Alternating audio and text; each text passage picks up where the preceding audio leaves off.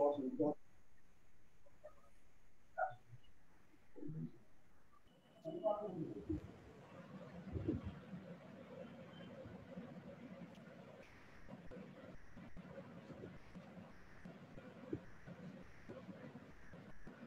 আলাইকুম ম্যাম।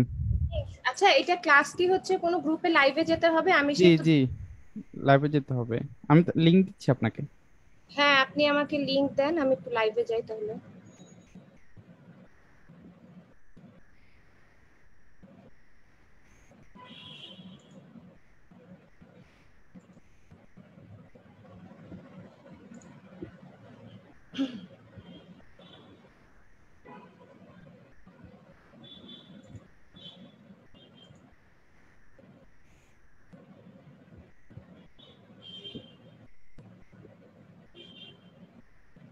আচ্ছা শুনেন রায়হান ভাই, এখানে তো আমাকে কি হোস্ট করা আছে? আছে তো না? কিন্তু তাহলে আপনাকে হোস্ট করা আছে। বাট এখানে তো আমি লাইভে যাওয়ার অপশনই দেখতেছি না। কারণ অন্য সময় তো থাকে মোড। ও আমাকে সেই অপশন দেখাচ্ছে না। তাহলে কি এই জুম আইডিতে সমস্যা? ম্যাম, এখন দেখেন আসছে কিনা। হ্যাঁ, এখন আসছে, এখন আসছে। আচ্ছা আচ্ছা। ঠিক আছে, থ্যাংক ইউ। আর লাগবে না, আমি পারবো এখন, সমস্যা নেই।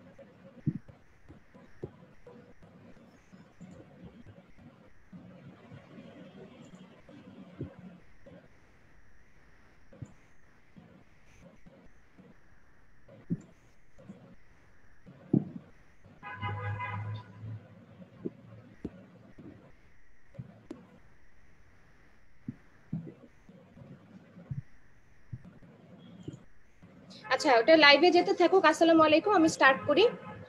আমার সাথে যারা আছেন, তো আজকে বেসিক্যালি ফিফথ ইয়ারের স্টুডেন্টদের ক্লাস আমি এর আগে কখনো নেওয়া হয়নি। আমি তো সবসময় আপনাদের যারা এফসিপিএস বা এমডি পরীক্ষার্থী, ফার্স্ট যারা হচ্ছে এন্ট্রান্স পরীক্ষার্থী, তাদের আমি মেনলি ক্লাস নেই পেডিয়াট্রিক্সে।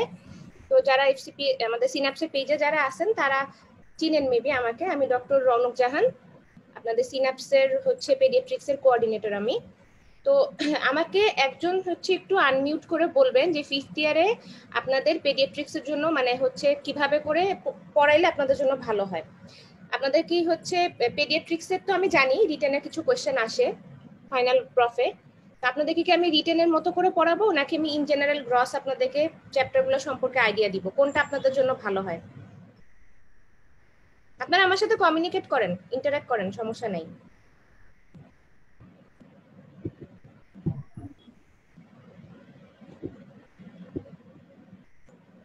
জি ম্যাম, রিটেনের মতো পড়াইলে ভালো হয় আর কি। আচ্ছা ঠিক আছে।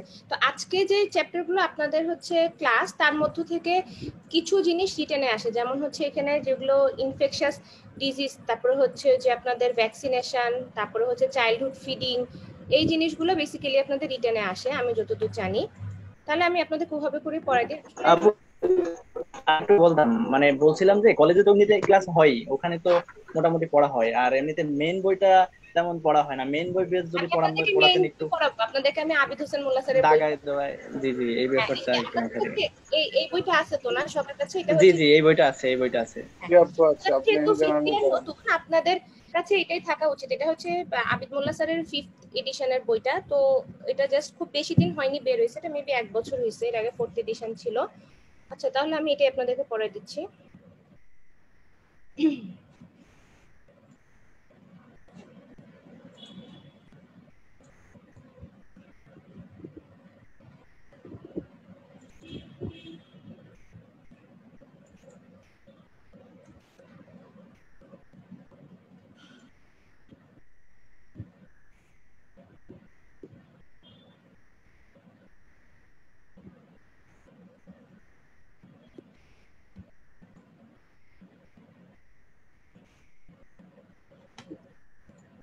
ওই ক্লাস শেষে এখানে একটা দাগানো পিডিএফ আমাদের গ্রুপে দিয়ে দিলে আমরা হচ্ছে কোথাও কোনো জায়গায় মিস হলে আমরা ওটা দাগিয়ে নিতে পারবো আর কি।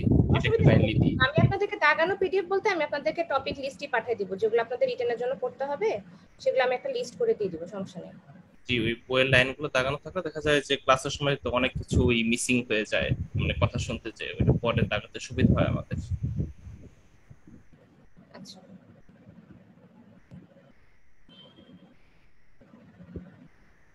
তো এখানে প্রথমে যেগুলো ইন্ট্রোডাক্টরি কথাবার্তা এগুলো আপনাদের রিটেনের জন্য ইম্পর্টেন্ট না, তারপর আমি একটু বলে যাই আপনাদেরকে।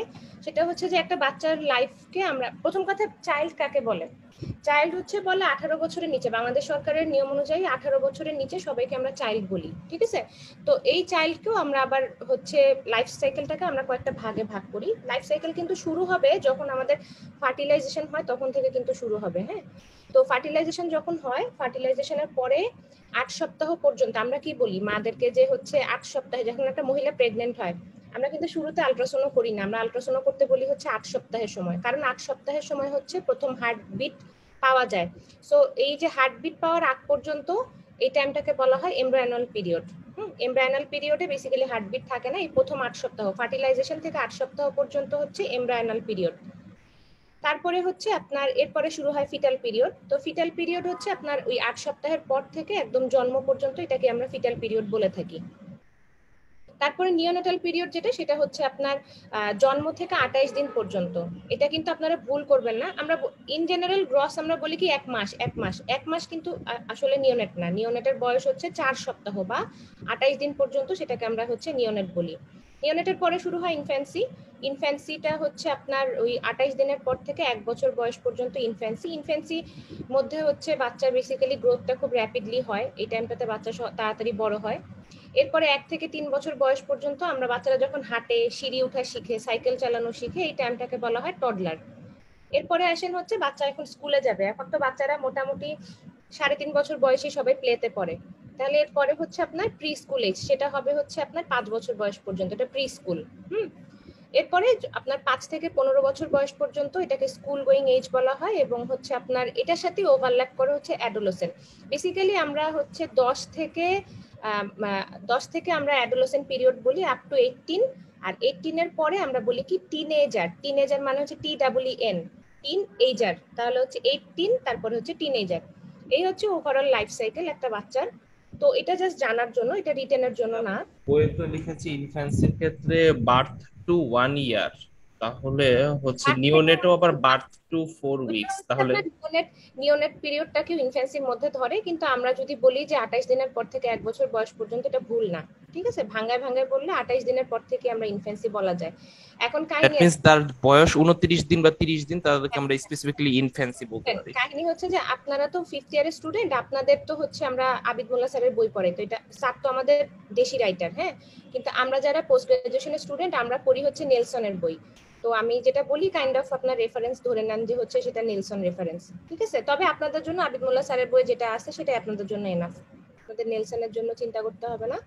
এরপরে আসেন এখন হচ্ছে বাংলাদেশের চাইল্ড হেলথ সিনারিও, এটাও রিটেনে আসবে না, বাট এখানে কতগুলা ডেমোগ্রাফিক ডাটা দেওয়া আছে যেটা আপনাদের জানা দরকার। এখন যেমন ধরেন আপনারা 5th ইয়ার আছেন, ঠিক আছে, আপনারা কিন্তু সবাই কম বেশি 1 বছর পরে বিসিএস পরীক্ষা দিবেন। তো বিসিএস এর ভাইবাতেও কিন্তু এগুলো জিজ্ঞেস করে, বাংলাদেশের যে ডেমোগ্রাফিক ডাটাগুলা অনেক কিছু জিজ্ঞেস করে, বা এগুলো আপনাদের এমনিতেও জানা রাখা উচিত। আর যারা পেডিয়াট্রিক্সে ক্যারিয়ার করবেন ভবিষ্যতে, তাদের তো অবশ্যই জানা উচিত, যদিও এটা আপনার 1-2 বছর পর পর চেঞ্জ হয়। নতুন বইতে যে চেঞ্জগুলো আসে সেগুলো একটু জানবেন, দেখাচ্ছি কোনগুলা। আর এর আগে এমডিজি যে 8টা গোল আছে, এমডিজির 8টা গোলের নাম একটু দেখে নেবেন, কারণ হচ্ছে অনেক সময় এই ধরনের কোশ্চেন দিয়ে দিতে পারে যে এমডিজির 8টা গোল লিখে ফেলো, তাহলে এটা আপনারা দাগায় নেন বইয়ের মধ্যে যে এমডিজির যে 8টা গোলের নাম আমরা রিটেনের জন্য শিখবো।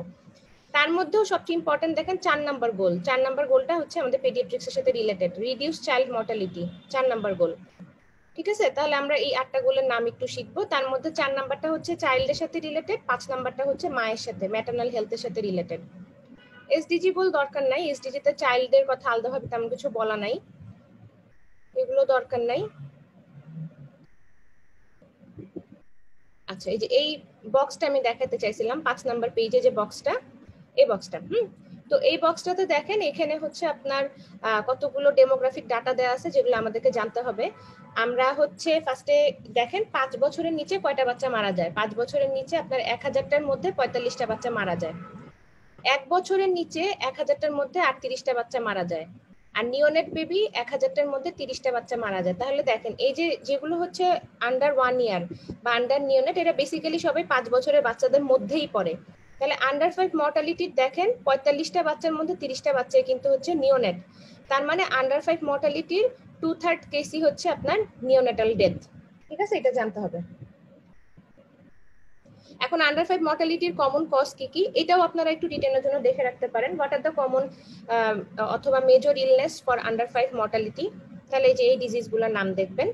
এখানে হচ্ছে আপনার নিওনেটাল ইলনেস গুলো যেহেতু সবচেয়ে কমন, আমি যেটা বললাম যে 45টা বাচ্চার মধ্যে 30টা বাচ্চা বেসিক্যালি নিওনেট, তাহলে নিওনেটাল ডিজিজ গুলো কি হবে, এগুলো হচ্ছে আপনার পেরিনেটাল অ্যাসফিক্সিয়া এবং সেটার complication, preterm low birth weight সেটার complication, neonatal sepsis, congenital malformation specially heart এবং ব্রেন ম্যালফরমেশন। হার্টের মধ্যে কি কনজেনিটাল হার্ট ডিজিজ গুলো, আর ব্রেনের মধ্যে কি কি আছে অ্যানানকেফালি, তারপরে হচ্ছে আপনার স্পাইনা বাইফিডা।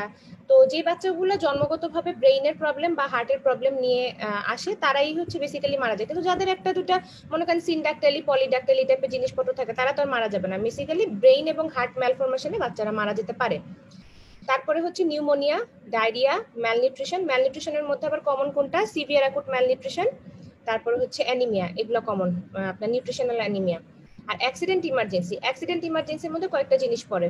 বাংলাদেশে সবচেয়ে কমন হচ্ছে ওপিসি পয়জনিং, র্যাট কিলার পয়জনিং, তারপরে হচ্ছে কেরোসিন পয়জনিং, ড্রাউনিং, ইলেকট্রোকিউশন, এগুলো হচ্ছে বাংলাদেশে খুব কমন। আপনারা যখন একটু বড় হবেন গ্রামে যখন কাজ করবেন তখন দেখবেন যে গ্রামে হচ্ছে ধান কাটার যে সিজনটা, সেখানে ওই টাইমটাতে কিন্তু অনেক আমাদের মানে উপজেলা হেলথ কমপ্লেক্সে অনেক বাচ্চা আসে এরকম যে হচ্ছে মারা বা বাবারা ধান কাটায় ব্যস্ত ছিল, বাচ্চা ইন দ্য মিন টাইম বাচ্চা হচ্ছে নদীর মধ্যে বা পুকুরের মধ্যে ড্রাউনিং হয়ে গেছে, এরকম অনেক পাবেন। ঝড় বৃষ্টির সময় দেখবেন বাচ্চা হচ্ছে ইলেকট্রোকিউশন হয়েছে, ওই যে ঝড়ের সময় কারেন্টের তার পড়ে গেছে ইলেকট্রোকিউশন হয়েছে। তাহলে এই কোয়েশ্চেনটা যদি রিটেন আকারে আসে তাহলে আপনার কি আসবে, যে মেজর ইলনেস গুলো কি কি আছে আন্ডার 5 লিখবেন। তো আপনাকে আমি যে এক্সট্রা যে জিনিসগুলো বলে দিলাম, যেমন আপনাকে আমি অ্যাক্সিডেন্ট ইমার্জেন্সি, এখানে খালি ড্রাউনিং লিখা, আপনি আরো দুটো এক্সাম্পল দিয়ে দিবেন। কনজেন্টাল ম্যালফরমেশনের পাশে আপনি লিখবেন cyanotic heart disease, acyanotic heart disease, anencephaly, spina bifida, এসব জিনিসপত্র আপনি এক্সট্রা লিখে দিবেন, তাহলে আপনি একটু এক্সট্রা পয়েন্ট লিখতে পারলেন। তবে যদি ইন জেনারেল বলে সবচেয়ে হচ্ছে মানে একটু বড় বাচ্চাদের ক্ষেত্রে ডায়রিয়া আর নিউমোনিয়া কিন্তু খুব কমন। ডায়রিয়ার মধ্যে কোনটা diarrhoea common, acute watery diarrhoea যেগুলো আছে, রোটাভাইরাল এবং কলেরা, এই দুটো হচ্ছে সবচেয়ে কমন। রোটাভাইরাল ডায়রিয়া কিন্তু খুব কমন, 1 বছরের পরে বাচ্চাদের হচ্ছে বেশিরভাগ ক্ষেত্রে রোটাভাইরাল ডায়রিয়া হয়। তাহলে এই বক্সটা আমরা একটু রিটেনের জন্য দেখবো। ভ্যাকসিনেশন কাভারেজ, যেগুলো আপনাদের দরকার নাই, আপনারা যেটা করবেন সেটা হচ্ছে পরীক্ষায় ভালো করার নিয়ম জানেন তো, সবসময় বইয়ের সব বক্স এবং চার্ট ভালো করে পড়ে যাওয়া, সেটা শুধু আবিদ মোল্লা স্যারের বই না, আপনারা যখন লেন্স পড়বেন রিভিউ লেন্স তখন ওখান থেকে বক্সগুলো পড়ে ফেলবেন, যে কোনো বইয়ের মধ্যে বক্সগুলাই স্যারদের চোখে পড়ে এবং ওগুলা থেকে স্যাররা কোয়েশ্চেন বেশি করে। আচ্ছা, এরপরে আসেন, এই চ্যাপ্টারে কোনো কিছু নাই আপনাদের জন্য। আচ্ছা, এই চ্যাপ্টারটা আপনাদের জন্য খুব ইম্পর্টেন্ট, এটা আমি আপনাদেরকে একটু ভালো করে পড়াবো। IYCF মানে হচ্ছে infant and young child feeding, ঠিক আছে? এখানে আপনাদের জন্য আপনারা জানেন কোয়েশ্চেন যারা সলভ করছেন দেখছেন যে ব্রেস্ট ফিডিং থেকে কিন্তু অনেক কোয়েশ্চেন আসে। ব্রেস্ট ফিডিং থেকে কোয়েশ্চেন আসার পাশাপাশি আপনাদেরকে একটু ব্রেস্ট মিল্কটাও ভালো করে পড়তে হবে। তাহলে আসেন দেখি, তো আমরা হচ্ছে ব্রেস্ট মিল্ক থেকে কি কি পড়বো, আমরা পড়বো হচ্ছে এই চ্যাপ্টার থেকে আমরা কি কি পড়বো, ব্রেস্ট মিল্কের কম্পোজিশন, গরুর দুধের সাথে মায়ের দুধের পার্থক্য, কলোস্ট্রামের প্রপার্টিজ, আর হচ্ছে ব্রেস্ট ফিডিং এর পজিশন অ্যাটাচমেন্ট, আর হচ্ছে ব্রেস্ট ফিডিং করানোর অ্যাডভান্টেজ। এই কয়টা কোশ্চেন আমরা এই চ্যাপ্টার থেকে পড়বো। আচ্ছা, তাহলে এখন দেখেন এই যে ব্রেস্ট মিল্কের আমরা কম্পোজিশনটা দেখি। ব্রেস্ট মিল্ক হচ্ছে আপনার ওখানে এই পাই চার্টটা দেখলে বোঝা যায় যে এখানে আপনার 88%ই ওয়াটার। কোশ্চেনটা যদি এভাবে আসে যে হচ্ছে write down the composition of breast milk, তাহলে কি আপনি সাথে সাথে প্রথমে কম্পোজিশন লিখবেন? আপনি কিন্তু লিখবেন না, আপনি প্রথমে কিন্তু একটু ইন্ট্রোডাকশন দিবেন যে ব্রেস্ট মিল্ক কোথা থেকে আসে। এটা আসে হচ্ছে ম্যামারি গ্ল্যান্ড থেকে, হিউম্যান ফিমেলের। ম্যামারি গ্ল্যান্ড হচ্ছে একটা মডিফাইড সুয়েট গ্ল্যান্ড। তারপরে হচ্ছে আপনার এটা বাচ্চাদের একটা primary source of nutrition under 6 months of age, এটাই হচ্ছে বাচ্চা সবচেয়ে আইডিয়াল খাবার। 6 মাসের পরে ব্রেস্ট মিল্কের সাথে সাথে আমরা কমপ্লিমেন্টারি ফিড দিতে পারি, কিন্তু আপ টু 2 ইয়ার্স পর্যন্ত বাচ্চাকে ব্রেস্ট মিল্ক খাওয়ানো হচ্ছে অ্যাডভাইজেবল।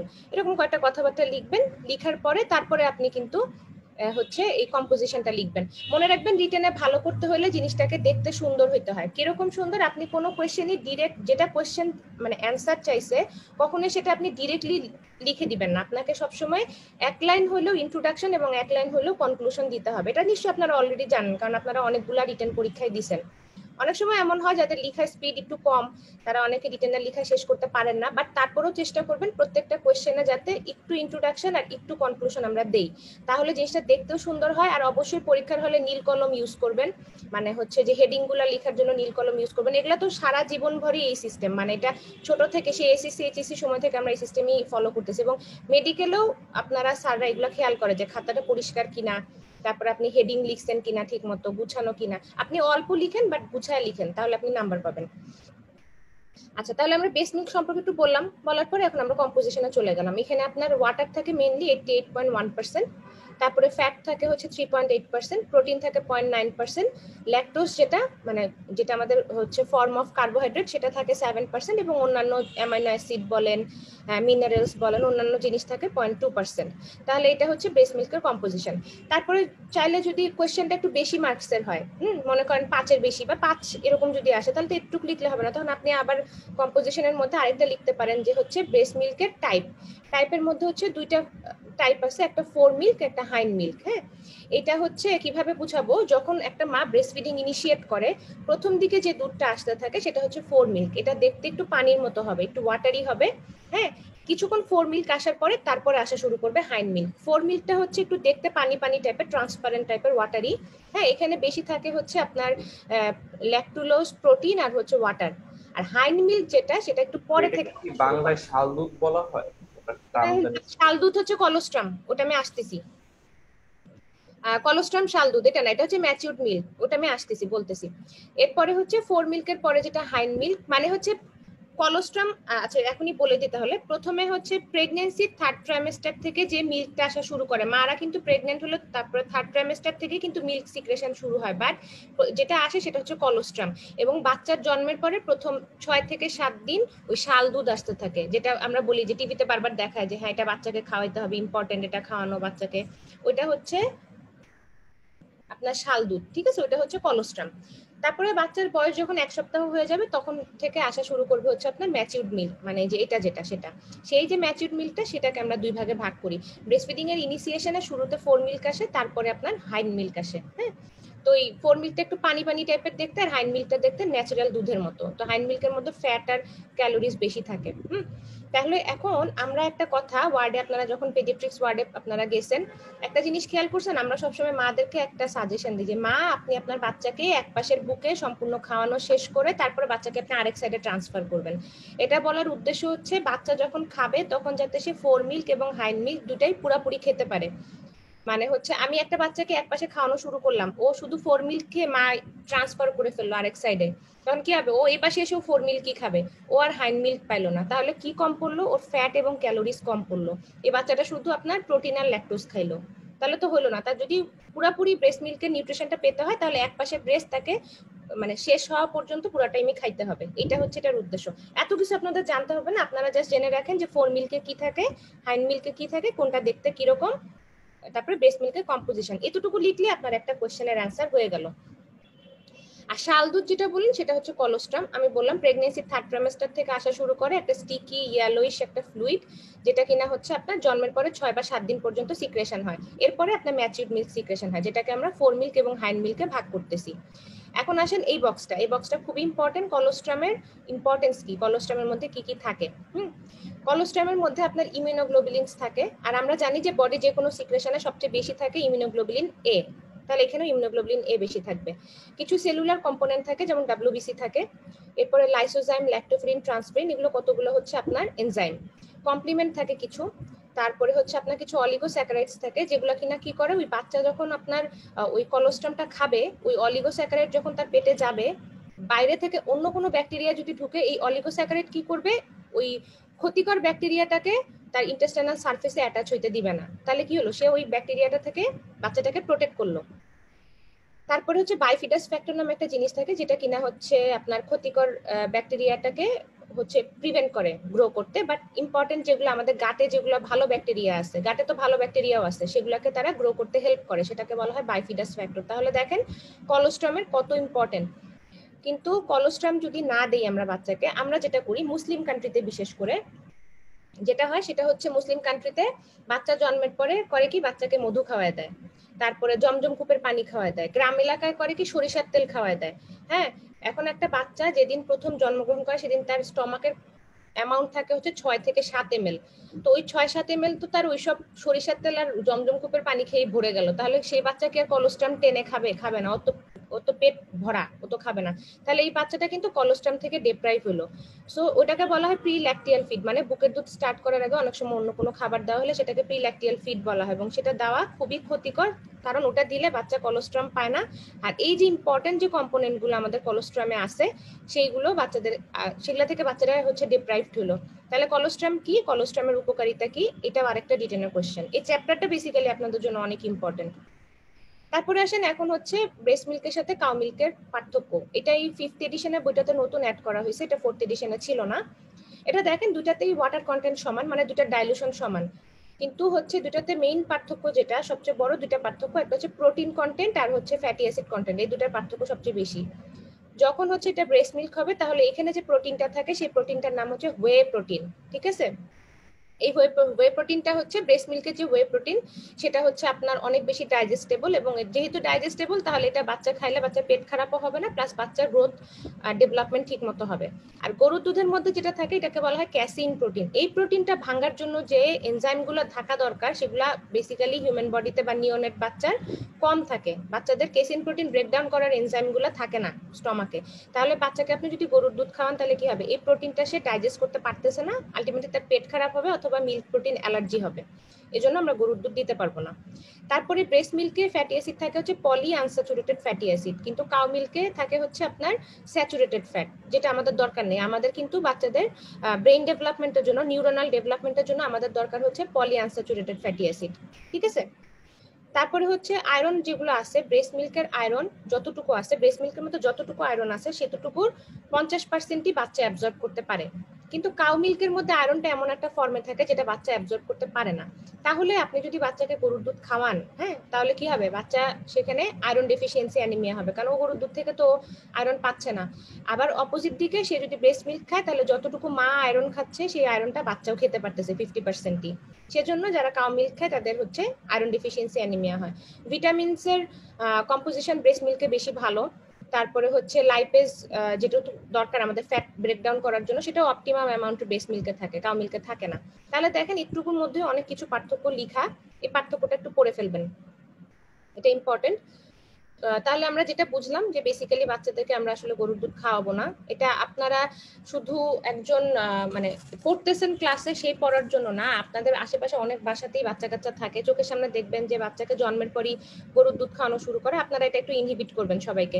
আমরা হচ্ছে বাচ্চাকে প্রথম 2 বছর তো গরুর দুধ খাওয়াবোই না, কিন্তু আমাদের স্যাররা চেম্বার প্র্যাকটিসে যেটা বলেন সেটা হচ্ছে 3 বছর পর্যন্ত বাচ্চাকে আমরা গরুর দুধ দিব না, 3 বছরের পরে বাচ্চাকে গরুর দুধ দিব। এখন আসেন ব্রেস্ট ফিডিং এর পজিশন অ্যাটাচমেন্ট। এটা তো খুবই হাই ইয়েল্ডিং একটা প্রশ্ন যেটা সবসময় পরীক্ষায় আসতে থাকে। এটা হচ্ছে আমাদের যেটা ভুল হয় সেটা হচ্ছে আমরা পজিশন আর অ্যাটাচমেন্টের যে পয়েন্টগুলো সেগুলো আমরা গুলাই ফেলি। এখন মনে রাখবেন যাতে না ভুল হয়, সেটা মনে রাখার উপায় হচ্ছে পজিশন জিনিসটা কি, পজিশন জিনিসটা হচ্ছে বাচ্চাকে মা কোলে কিভাবে নিয়ে আসে, মানে বাচ্চার বডির পজিশন আমার কাছে কিভাবে আসে। অ্যাটাচমেন্ট জিনিসটা কি, অ্যাটাচমেন্ট মানে হচ্ছে বাচ্চার মুখ মায়ের ব্রেস্টের সাথে কিভাবে অ্যাটাচ হয়ে আসে, সেটা হচ্ছে অ্যাটাচমেন্ট, ঠিক আছে। তাহলে আমরা দেখি পয়েন্টগুলো। এখন দেখেন বাচ্চা মায়ের কোলে কিভাবে থাকবে। প্রথম কথা, বাচ্চার বডি পুরোটা স্ট্রেইট থাকবে, ঠিক আছে। তারপরে বডিটা ফুললি মায়ের কোলে সাপোর্টেড থাকবে, মানে হচ্ছে দেখেন এই এটা কিছু একটা দিয়ে দেখাতে পারলে ভালো হইতো। আচ্ছা যাই হোক, মানে হচ্ছে বাচ্চার বডিটা, প্রথম কথা আপনি যখন শুয়ে থাকেন আপনি কি ঘাড় একদিকে শরীর একদিকে থাকে? থাকে না, আপনার মাথা আর বডি একটা স্ট্রেট লাইনে থাকে, তাই না? তা না হলে কি আপনি শুয়ে আরাম পাবেন? বাচ্চাটাকে আপনার মানুষ মনে করতে হবে, সেও হচ্ছে মায়ের কোলে এমন ভাবে থাকতে হবে যাতে সে আরাম করে শুয়ে থাকতে পারে। আরাম না পেলে সে ঠিক মতো ব্রেস্ট মিল্ক সাক করবে না, এটা মনে রাখলেই হবে। তাহলে মাথা এবং শরীর পুরাটাই মায়ের কোলে সাপোর্টেড হবে, মাথা এবং বডি দুটা একটা স্ট্রেট লাইনে থাকবে, বাচ্চা মায়ের দিকে ভালো মতো ঘুরানো থাকবে। ওকে যদি আমি ঠিক করে না ঘুরাই, ওকে নিজে নিজে ঘুরতে পারবে? ও তো পারবে না, ওকে আমার সুন্দর করে ঘুরাই নিতে হবে আমার দিকে, ঠিক আছে। এবং হচ্ছে বাচ্চার যেটা করতে হবে, মায়ের কাছে যত কাছাকাছি পসিবল তত কাছাকাছি বাচ্চাটাকে নিতে হবে। এগুলো হচ্ছে পজিশন। এখন আসেন অ্যাটাচমেন্ট। দেখেন অ্যাটাচমেন্টটা হচ্ছে বাচ্চা বড় করে হাঁ করবে, এত বড় করে হাঁ করবে যে ওর নিচের ঠোঁটটা বাইরের দিকে উল্টানো থাকবে, তাহলে বোঝা যাবে সে অ্যারিওলাটা ঠিকমতো গ্র্যাব করতে পারছে মুখ দিয়ে। তারপরে তার হচ্ছে সে এমন ভাবে অ্যারিওলাটাকে গ্র্যাব করবে যে সেটা হচ্ছে আপনার উপরের দিকে কিছুটা দেখা যাবে বাট নিচের অ্যারিওলাটা দেখা যাবে না। তারপরে হচ্ছে বাচ্চার মাউথ তো ওয়াইড ওপেন থাকবে বললামই, এবং সে ব্রেস্টের সাথে এমন সুন্দর করে অ্যাটাচড হয়ে থাকবে যে তার থুতনিটা বা চিনটা ব্রেস্টের সাথে লেগে থাকবে। তাহলে দেখেন সে ঠিক মতো গ্র্যাব করছে, এটাই হচ্ছে প্রপার অ্যাটাচমেন্ট। তাহলে আমার মনে হয় আপনারা আর কখনো গুলাবেন না যে পজিশনিং কাকে বলে, অ্যাটাচমেন্ট কাকে বলে। এটা আপনাদের পরীক্ষার প্রশ্ন, ব্রেস্ট ফিডিং এর পজিশন এবং অ্যাটাচমেন্ট। তাহলে পজিশনিং হচ্ছে বাচ্চা আমার কোলে কিভাবে আছে, আর অ্যাটাচমেন্ট মানে বাচ্চা কিভাবে ব্রেস্টটাকে মুখ দিয়ে কিভাবে গ্র্যাব করে আছে, সেটা হচ্ছে অ্যাটাচমেন্ট। এরপরে আসেন ব্রেস্ট ফিডিং এর অ্যাডভান্টেজ। এটা হচ্ছে আপনার পরীক্ষায় আসে। তো অ্যাডভান্টেজ আমরা ভাগ ভাগ করে পড়ি। বাচ্চার জন্য কি সুবিধা, মায়ের জন্য কি সুবিধা, ফ্যামিলি এবং সোসাইটির জন্য কি সুবিধা, এটা সহজেই বোঝা যায়। প্রথম কথা, বাচ্চার জন্য কি সুবিধা। বাচ্চা যদি ব্রেস্ট ফিডিং করে, ব্রেস্ট মিল্কের মধ্যে সব ধরনের নিউট্রিশিয়াস ফ্যাক্টরগুলো থাকে, এটা বাচ্চার জন্য অপটিমাম একটা খাবার। ব্রেস্ট মিল্ক আমরা একটু আগে জানলাম যে অনেক ইজিলি ডাইজেস্টেবল এবং অ্যাবজর্বেবল। তারপরে বাচ্চা যদি প্রপারলি ব্রেস্ট ফিডিং করে তাহলে তার কিন্তু জন্ডিস হবে না, যেটা ফিজিওলজিক্যাল জন্ডিস সেটাও তাড়াতাড়ি সেরে যাবে। তারপরে বাচ্চাকে হচ্ছে কলোস্ট্রাম খাইলো দেখে বাচ্চার ইনফেকশনের এগেনস্টে প্রোটেকশন হলো। তারপর মায়ের সাথে তার একটা ভালো বন্ডিং হলো, মায়ের সাথে সারাদিন থাকলো সে। তারপরে বাচ্চা ব্রেইন ডেভেলপমেন্টে সাহায্য করলো, বাচ্চাকে অ্যালার্জি থেকে প্রিভেন্ট করলো, কারণ ওখানে ইমিউনোগ্লোবুলিন ই আছে, তারপরে হচ্ছে অন্যান্য ইমিউনোগ্লোবুলিন গুলো আছে, বাচ্চার অ্যালার্জি হবে না। তারপরে বাচ্চা যদি ব্রেস্ট মিল্ক খায় তার কিন্তু ওবেসিটি হবে না। আমরা জানি পলি আনস্যাচুরেটেড ফ্যাটি অ্যাসিডে ওবেসিটি হয় না, ওবেসিটি হয় হচ্ছে স্যাচুরেটেড ফ্যাটে, যেটা কিনা গরুর দুধে বা কৌটার দুধে আছে। তারপরে হচ্ছে বাচ্চার চাইল্ডহুড ক্যান্সার গুলো থেকে আমাদেরকে প্রিভেন্ট করে। মায়ের সুবিধা কি, মায়ের সুবিধা হচ্ছে যতবার ব্রেস্ট ফিডিং করবে বাচ্চা, মায়ের ব্রেইনে ততবার অক্সিটোসিন রিলিজ হবে। অক্সিটোসিন রিলিজ হলে কি হবে, আপনার ইউটেরাসে কন্ট্রাকশন হবে, মানে বডির সবখানেই কন্ট্রাকশন হয়। বাচ্চা যখন ব্রেস্ট ফিডিং করে তখন ওই অক্সিটোসিন গিয়ে ব্রেস্টেও কন্ট্রাকশন করে, যার কারণে আরো ব্রেস্ট মিল্ক বেশি সিক্রেশন হয়, আপনার ইউটেরাসেও কন্ট্রাকশন হয়। আস্তে আস্তে করে ইউটেরাসটা যেটা গ্র্যাভিড অবস্থায় বড় ছিল এটা আস্তে আস্তে কন্ট্রাক্ট করতে করতে ছোট হয়ে যাবে। তাহলে সাব ইনভলিউশন মানে ইনভলিউশন অফ ইউটেরাসে সাহায্য করলো ব্রেস্ট ফিডিং। তারপরে হচ্ছে ব্রেস্ট ফিডিং আপনারা জানেন, ব্রেস্ট ফিডিং করলে কি হয়, মায়ের হচ্ছে ওভুলেশনটা বন্ধ থাকে। যতদিন বাচ্চা এক্সক্লুসিভ ব্রেস্ট ফিডিং করবে ততদিন মায়ের ওভুলেশন বন্ধ থাকবে, তাহলে এটা একটা ন্যাচারাল কন্ট্রাসেপটিভ হিসেবে কাজ করতেছে। তারপরে ব্রেস্ট ফিডিং করালে ওভারিয়ান এবং ব্রেস্ট ক্যান্সার হবে না। তারপরে হচ্ছে যত ব্রেস্ট ফিডিং করবে বাচ্চা তত অক্সিটোসিন রিলিজ হবে, ইউটেরাসে তত কন্ট্রাকশন হবে, পোস্টপার্টাম হিমোরেজটা তত তাড়াতাড়ি বন্ধ হয়ে যাবে। আর হচ্ছে মায়ের একটা ওয়ার্কলোড কমে গেল। ওয়ার্কলোড বলতে বোঝাচ্ছে কোটার দুধ তৈরি করা কিন্তু অনেক ঝামেলা, ফিডার ধাও, বাটি ধাও, চামচ ধাও, এগুলো একটা ভেজাল। কিন্তু ব্রেস্ট মিল্ক তো আমার সাথেই আছে, আমি বাচ্চাকে খাওয়ালে আমার কিন্তু একটা অনেক বড় ঝামেলা কমে গেল। আর ফ্যামিলি সোসাইটির সুবিধাটা কি, প্রথম কথা গোটার দুধ কিনতে হলে টাকা লাগতেছে না, বাচ্চা ব্রেস্ট ফিডিং করে খুব সুস্থ আছে, পেটের অসুখ টসুখ হচ্ছে না, হাসপাতালে যাওয়ার টাকাটা বাঁচতেছে। তারপরে হচ্ছে এটা ফ্যামিলি প্ল্যানিং প্রমোট করতেছে, তাহলে দুইটা বাচ্চার মাঝখানে বার্ড স্পেসিং সুন্দর মতো হচ্ছে। তারপরে হচ্ছে বাচ্চার হসপিটালে ভর্তি হওয়ার টাকাটা বেঁচে যাচ্ছে যেটা বললাম, এবং বাচ্চার সার্ভাইভাল রেটটা বেড়ে যাচ্ছে। খুব সহজ জিনিস, 2-3টা রিডিং দিলেই এই ব্রেস্ট ফিডিং এর অ্যাডভান্টেজটা আমরা পারবো, এবং এটা আমাদের রিটেনের জন্য লাগবে। দেখা যায় যে আশেপাশে যে ব্রেস্ট ফিডিংও করছে প্লাস হচ্ছে ওই কোটার দুধও খাওয়াচ্ছে, এটা কি আসলে যুক্তিসঙ্গত কিনা? না, এটা অবশ্যই যুক্তিসঙ্গত না। এটা হচ্ছে প্রথম কথা, আমরা কৌটার দুধটাকে ইনহিবিট করবো। কৌটার দুধ খাওয়ায় আসলে মারা অনেকগুলা কারণে খাওয়ায়। আমি যেটা নিজে দেখছি সেটা হচ্ছে, যেটা হয় প্রথম কথা, কিছু মা একটু ম্যালনারিশ থাকে, তখন তারা ব্রেস্ট ফিডিং প্রপারলি করাইতে পারে না। কিছু মা আছে তাদের নিজেদেরই অত হচ্ছে মানে তারা ডিটারমাইন না যে বাচ্চাকে ব্রেস্ট ফিডিং করাবে। বাচ্চাকে আপনি যতবার সাক করাবেন তত বেশি করে ব্রেস্ট মিল্ক সিক্রেশন হইতে থাকবে, ঠিক আছে? এই জন্য হচ্ছে বারবার খাওয়াইতে হয়, বারবার খাওয়াইতে হয়, কিন্তু এটা মারা বললেও বুঝে না অনেক সময়। তারপরে হচ্ছে এই জন্য বিভিন্ন কারণে কোটা দুধ দিয়ে দেয়। আর অনেক সময় যে নানি দাদি ফ্যাক্টর তো আছে, নানি দাদিরা তো অনেক বিরক্ত করতে থাকে, আমার নাতি স্বাস্থ্য হচ্ছে না, এই মায়ের শরীরে পুষ্টি নাই, আমার নাতি স্বাস্থ্য হচ্ছে না, বাচ্চাকে কৌটার দুধ খাওয়া। নানি দাদিরা বেশি বিরক্ত করে এই কৌটার দুধ খাওয়া নিয়ে। মারা তো আসলে চায় না, মারা তো এক্সক্লুসিভ ব্রেস্ট ফিডিং ই করাতে চায়। আশেপাশের লোকজন বিরক্ত করে দেখে অনেক সময় কৌটার দুধ খাওয়াই দেওয়া হয়, বাট সেটা কখনোই যুক্তিসঙ্গত না। অ্যাটলিস্ট আপনি কৌটার দুধ যদি দিতেই হয় 6 মাসের পরে দেন। আর এই সরকার তাহলে ম্যাটারনিটি লিভটা কেন দিছে? 6 মাসের ম্যাটারনিটি লিভ দেওয়া হয়েছে কেন? বাচ্চাকে আপনি ব্রেস্ট ফিডিং করাবেন সেজন্য দেওয়া হয়েছে। আপনি 6 মাসের মধ্যে আপনি নিজেও সুস্থ হবেন, বাচ্চাকে ব্রেস্ট ফিডিং করাবেন। আমার মতে প্রথম 6 মাস কোনোভাবেই কৌটার দুধ দেওয়া উচিত না। এখন 6 মাসের পরে যারা ওয়ার্কিং মাদার তাদেরকে চাকরিতে যেতে হবে, যেমন আমরা ডাক্তার, আমরা তো এতদিন বসে থাকতে পারি না, তখন আমি বাইরে যাব, ঠিক আছে, তখন আমি কিছু কৌটার দুধ খাওয়াতে পারি, বাট চেষ্টা করা উচিত যে 2 বছর পর্যন্ত ব্রেস্ট ফিডিং করানোর চেষ্টা করা উচিত। এটা উচিত না, মিক্স, ওটাকে বলে মিক্স ফিডিং আর কি।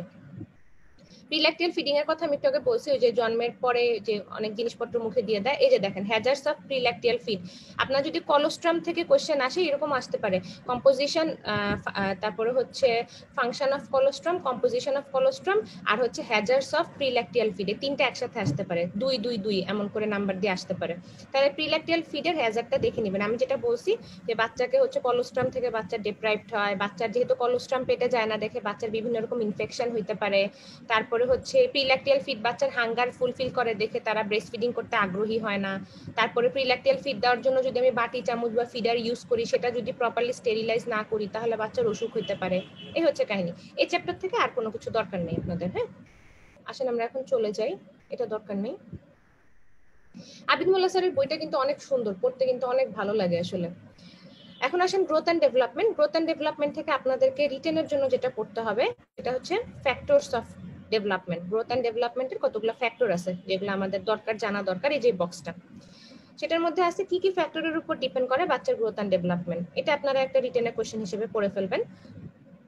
প্রথম কথা হচ্ছে জেনেটিক্যাল ফ্যাক্টর। জেনেটিক্যাল ফ্যাক্টর মানে আমি লম্বা, আমার হাজবেন্ড লম্বা, আমার বাচ্চা লম্বা, এটা হচ্ছে জেনেটিক্যাল ফ্যাক্টর। মানে বাবা মায়ের হাইটের উপরে ডিপেন্ড করে বাচ্চার হচ্ছে গ্রোথটা ডিপেন্ড করবে।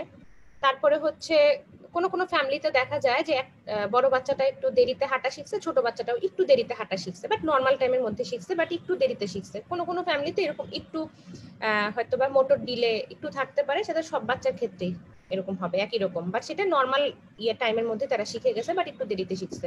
এটা জেনেটিক্যাল ফ্যাক্টর। তারপর আচ্ছা, প্রথম কথা গ্রোথ কাকে বলে, ডেভেলপমেন্ট কাকে বলে? গ্রোথ মানে হচ্ছে ফিজিক্যাল ম্যাচুরেশন, আর ডেভেলপমেন্ট মানে হচ্ছে বাচ্চার ব্রেইনের ডেভেলপমেন্ট এবং ব্রেইনের ফাংশনিং, যেটাকে আমরা ডেভেলপমেন্ট বলতেছি। মানে ব্রেইন প্রপারলি ফাংশন করতেছে, ব্রেইন হচ্ছে ইন্টারঅ্যাক্ট করতেছে, এটা ডেভেলপমেন্ট। আর গ্রোথ মানে বডিটা বোঝাচ্ছে, ফিজিক্যাল ম্যাচুরেশন। তারপরে হচ্ছে আপনার গ্রোথ ডেভেলপমেন্টের আরেকটা ফ্যাক্টর হচ্ছে আপনার যদি ফিটাল গ্রোথ ঠিক মতো হয়, মানে আমি যখন মায়ের পেটে ছিলাম তখন যদি আমার কোনো কারণে গ্রোথ হ্যাম্পার হয়, সেটা আমার থ্রু আউট দ্য লাইফ ব্যাপারটা একই রকম থাকবে। যেমন ধরেন যে বাচ্চাগুলো প্রিটার্ম লো বার্থ ওয়েট বা যে বাচ্চাগুলো আইইউজিআর, এরা কিন্তু তাদের ছোটবেলাটা পুরো টাইমে একটু ছোটই থাকে, তাদের ক্লাসমেটদের থেকে একটু ছোট সাইজই থাকে। ঠিক আছে, তাহলে ফিটাল গ্রোথ যেটা, সেটাও একটা ইম্পর্টেন্ট ফ্যাক্টর ভবিষ্যতের জন্য। তারপরে হচ্ছে আপনার যদি আপনার ডেলিভারির সময় কোনো প্রবলেম হয় বাচ্চাটা, সেটাও একটা পরবর্তীতে ইফেক্ট ফেলতে পারে গ্রোথ ডেভেলপমেন্টে। তারপরে হচ্ছে আপনার বাসায় বাচ্চাকে কতটুকু সময় দেওয়া হচ্ছে, একটা হ্যাপি চেয়ারফুল ফ্যামিলি যেখানে বাবা মা মিলেমিশে থাকে, অন্যান্য আত্মীয় স্বজনরা থাকে, বিশেষ করে আপনার হচ্ছে জয়েন্ট ফ্যামিলি গুলাতে, এইসব ফ্যামিলি বাচ্চাদের কিন্তু মেন্টাল ডেভেলপমেন্ট ভালো হয়।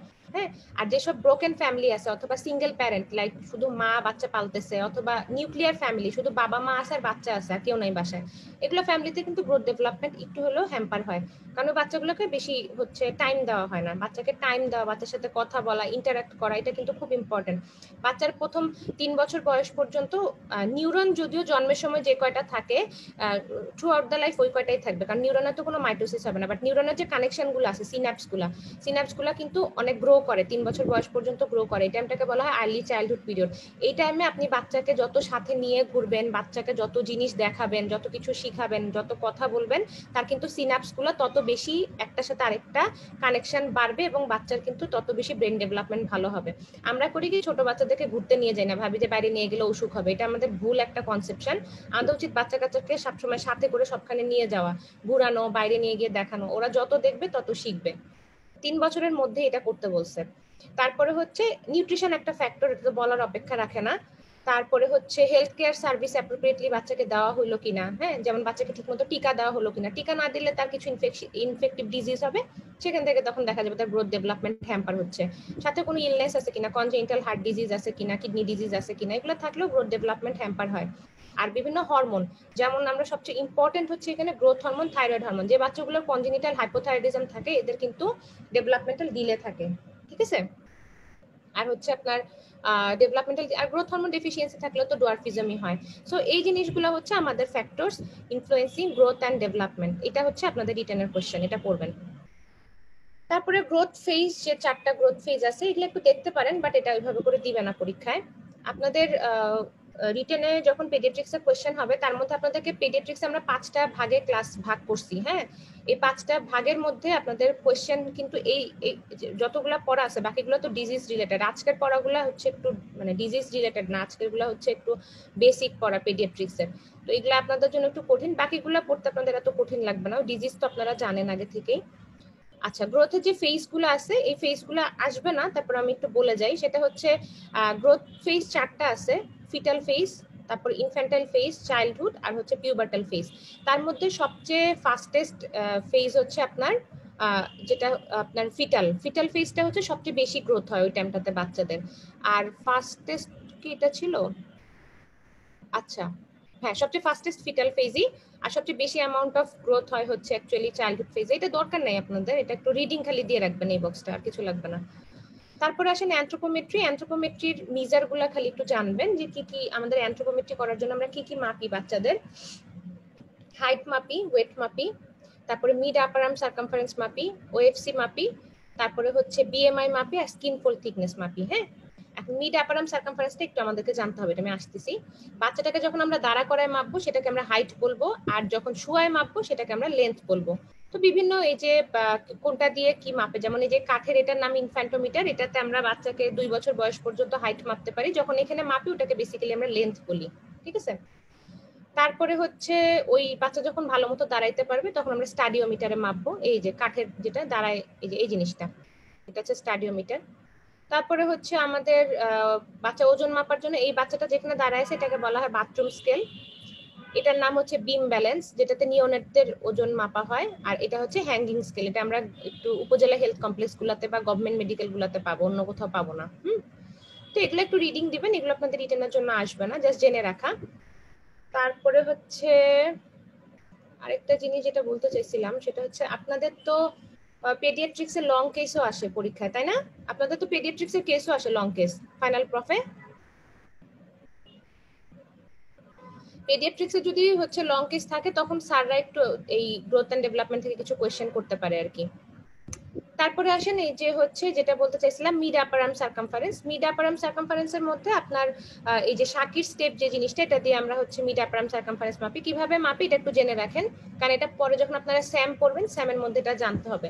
হ্যাঁ, তো এটার মধ্যে দেখেন এখানে আপনার হচ্ছে কি করে, হাতের এখানে থাকে হচ্ছে ক্ল্যাভিকুলার, এখানে থাকে অ্যাক্রোমিয়ান প্রসেস, আর এইখানে থাকে অলিক্রেনন প্রসেস। এই দুইটার মাঝখানে মিড পয়েন্টে এখানে যে সার্কামফারেন্সটা মাপি সেটাকে বলা হয় মিড আপার আর্ম সার্কামফারেন্স। এটা যদি 115 মিলিমিটারের কম থাকে তাহলে বুঝতে হবে বাচ্চা ম্যালনারিশ, তার নরমাল হচ্ছে 115 মিলিমিটারের বেশি। আর যে টেপটা দিয়ে মাপা হয় সেটা হচ্ছে শাকির স্টেপ, এতটুকু জানলেই হবে। আর মিড আপার আর্ম সার্কামফারেন্স আমরা 6 মাসের নিচে মাপি না, 6 মাস থেকে 5 বছর বয়স পর্যন্ত আমরা মাপি। এত হলো গ্রোথ রিলেটেড জিনিসপত্র। এরপরে হচ্ছে ডেভেলপমেন্ট। ডেভেলপমেন্টের মধ্যে আপনাকে এখান থেকে রিটেনার কোশ্চেনের জন্য পড়লে শুধু এটা পড়তে পারেন যে হচ্ছে প্রিন্সিপালস অফ ডেভেলপমেন্ট, এটা পড়তে পারেন। আপনাদের ডেভেলপমেন্টের যে ডোমেইন এগুলো থেকে পরীক্ষার প্রশ্ন আসবে না।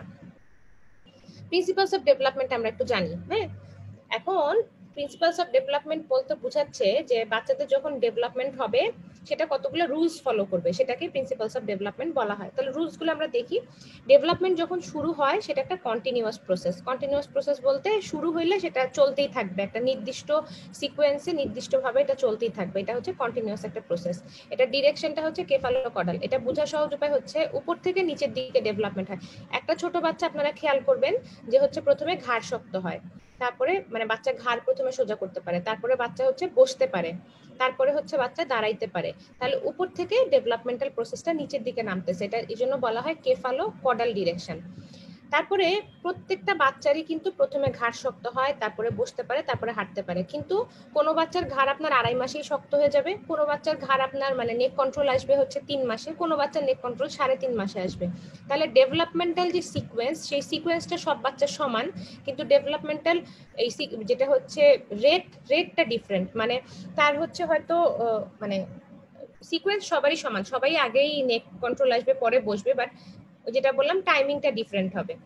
তারপরে হচ্ছে বাচ্চাদের মাস অ্যাক্টিভিটিস স্পেসিফিক রেসপন্স দিয়ে আপনার হচ্ছে চেঞ্জ হবে। যেমন একটা বাচ্চা প্রথমে কি পারবে, প্রথমে সে বড় একটা কাজ করবে, প্রথমে সে কি করবে এরকম বড় একটা জিনিস হাতে নিতে শিখবে, তারপরে সে 2 আঙ্গুল ইউজ করা শিখবে, ছোট ছোট মুড়ি টুকাইতে পারবে মাটি থেকে। তাহলে হচ্ছে মাস অ্যাক্টিভিটিস আর রিপ্লেসড বাই স্পেসিফিক রেসপন্স, মানে সে প্রথমে বড় বড় কাজ করবে, তারপর ছোট ছোট ফাইন মোটর কন্ট্রোল তাদের আসবে। তাহলে প্রথমে গ্রস মোটর আসবে, তারপরে ফাইন মোটর আসবে। আর প্রিমিটিভ রিফ্লেক্স গুলো অবশ্যই 1.5 বছরের আগে ডিসঅ্যাপিয়ার করতে হবে। প্রিমিটিভ রিফ্লেক্স পারসিস্ট করে কোন বাচ্চাদের, যারা হচ্ছে সেরেব্রাল পলসি তাদের প্রিমিটিভ রিফ্লেক্স পারসিস্ট করে, এবং সেটা ঠিক না, মানে এটা হচ্ছে রং। প্রিমিটিভ রিফ্লেক্স পারসিস্ট করা যাবে না, ঠিক আছে। তাহলে প্রিমিটিভ রিফ্লেক্স গুলো সবারই একটা সময় ডিসঅ্যাপিয়ার করতে হবে। তাহলে এই হচ্ছে প্রিন্সিপালস অফ ডেভেলপমেন্ট, এটা একটু পড়তে পারেন রিটেনের জন্য। প্রিমিটিভ রিফ্লেক্স বলতে কি বোঝায় আসলে? আপু প্রিমিটিভ রিফ্লেক্স বলতে বোঝাচ্ছে আপনি ওয়ার্ডে নিওনেট বেবির কতগুলো রিফ্লেক্স চেক করেন, সেগুলো হচ্ছে মোরো রিফ্লেক্স, রুটিন রিফ্লেক্স। মনে আছে ওয়ার্ডে দেখছেন না পেডিয়াট্রিক্সে নিওনেটে? দেখবেন যে হচ্ছে জন্মের পরে বাচ্চার মুখের মধ্যে আমরা আঙ্গুল ঢুকাই দিয়ে দেখি যে বাচ্চা সাক করতেছে কিনা, এটা হচ্ছে সাকিং রিফ্লেক্স। তারপরে এই যে ঠোঁটের পাশে এরকম করে ট্যাপ করি, তাহলে বাচ্চা মুখ এদিকে ঘুরে, মানে সেভাবে তাকে আমরা হচ্ছে দুধ খাওয়াইতে যাচ্ছি, এটা হচ্ছে রুটিন রিফ্লেক্স। তারপরে পামার গ্রাস্প, তারপর ছোট বাচ্চাদেরকে হাতে কিছু দিলে এমন করে ধরে।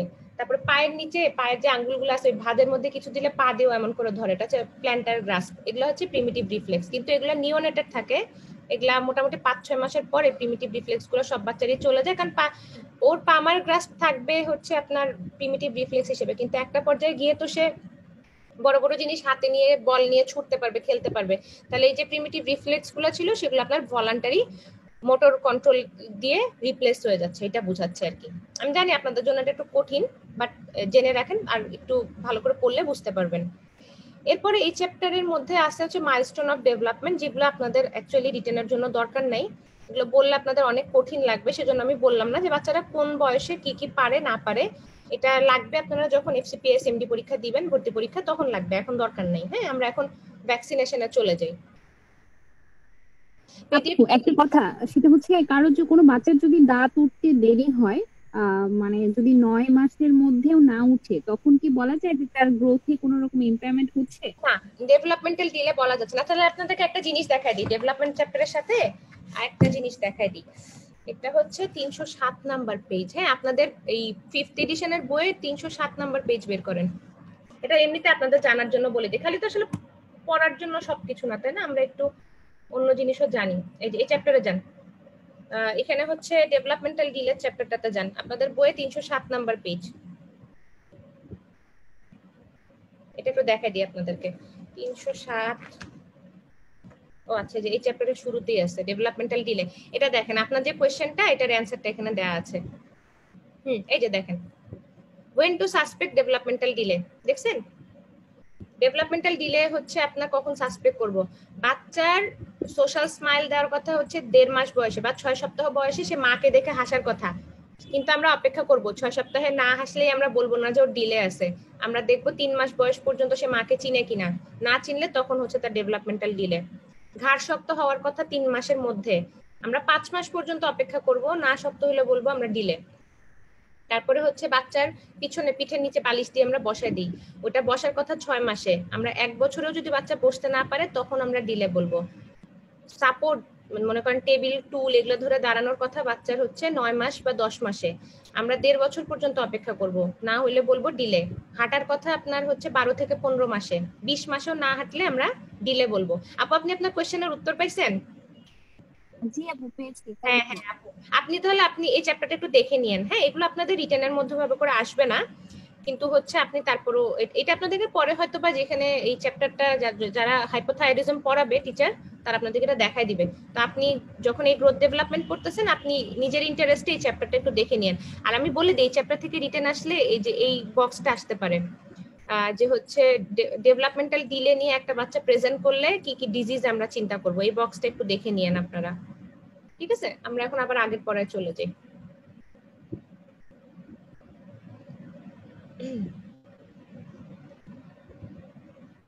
আচ্ছা, আমরা এখন হচ্ছে ইসে পড়বো, প্রিভেন্টিভ মেডিসিন পড়বো আর কি, মানে ইনফেকশাস ডিজিজ গুলো পড়বো। আচ্ছা, এই চ্যাপ্টার শেষ, এখন হচ্ছে আমরা চ্যাপ্টার 6 এ আসি। ইমিউনাইজেশন। আচ্ছা, এখন আমরা মাইক্রোবায়োলজিতে সবাই ইমিউনাইজেশন পড়ছি। ইমিউনাইজেশনের মধ্যে আমরা কি জানি যে ভ্যাকসিনটাকে আমরা বেসিক্যালি ইমিউনাইজেশনকে আমরা দুই ভাগে ভাগ করি, একটা হচ্ছে অ্যাক্টিভ ইমিউনাইজেশন, প্যাসিভ ইমিউনাইজেশন। হ্যাঁ, এটা মাইক্রোবায়োলজির পড়া। তারপরে এখানে আমরা একটু জানি, সেটা হচ্ছে যে আমরা বাচ্চা অ্যাক্টিভ আর প্যাসিভ ইমিউনাইজেশন কাকে বলতেছে। অ্যাক্টিভ ইমিউনাইজেশন মানে সেটা হইতে পারে অ্যাক্টিভ ন্যাচারাল, অ্যাক্টিভ আর্টিফিশিয়াল। সেটার মধ্যে দুইটা জিনিস আছে, আমি আপনাদেরকে একটু এক্সাম্পল দিয়ে বুঝাই দিই ব্যাপারটা। মনে করেন অ্যাক্টিভ ইমিউনাইজেশন মানে বডিতে ইনফেকশনটা হইছে, হওয়ার পরে সেটার এগেইনস্টে আমার বডি অ্যান্টিবডি তৈরি করছে, তাহলে আমার এখানে যে বডির ইমিউন সিস্টেম তারা এখানে অ্যাক্টিভলি পার্টিসিপেট করছে, এটা হচ্ছে অ্যাক্টিভ ইমিউনাইজেশন। প্যাসিভ ইমিউনাইজেশন মানে আমার অসুখটা কখনোই হয়নি, কিন্তু আমাকে ওই ওই অসুখের এগেইনস্টে যে অ্যান্টিবডি সেগুলো আমার বডিতে ইন্ট্রোডিউস করায় দেওয়া হয়েছে, তার মাধ্যমে আমি ইমিউনিটি পাইছি। তাহলে এখানে আমার বডির ইমিউন সেলগুলো বেসিক্যালি কোনো কাজে আসেনি, এটা হচ্ছে প্যাসিভ ইমিউনাইজেশন। অ্যাক্টিভ ইমিউনাইজেশন দুই রকম হবে, একটা হচ্ছে ন্যাচারাল ইনফেকশন, লাইক আমার মিজেলস হয়েছে, হওয়ার পরে আমার বডি মিজেলসের এগেইনস্টে অ্যান্টিবডি তৈরি করছে, এটা হচ্ছে অ্যাক্টিভ ন্যাচারাল ইমিউনাইজেশন।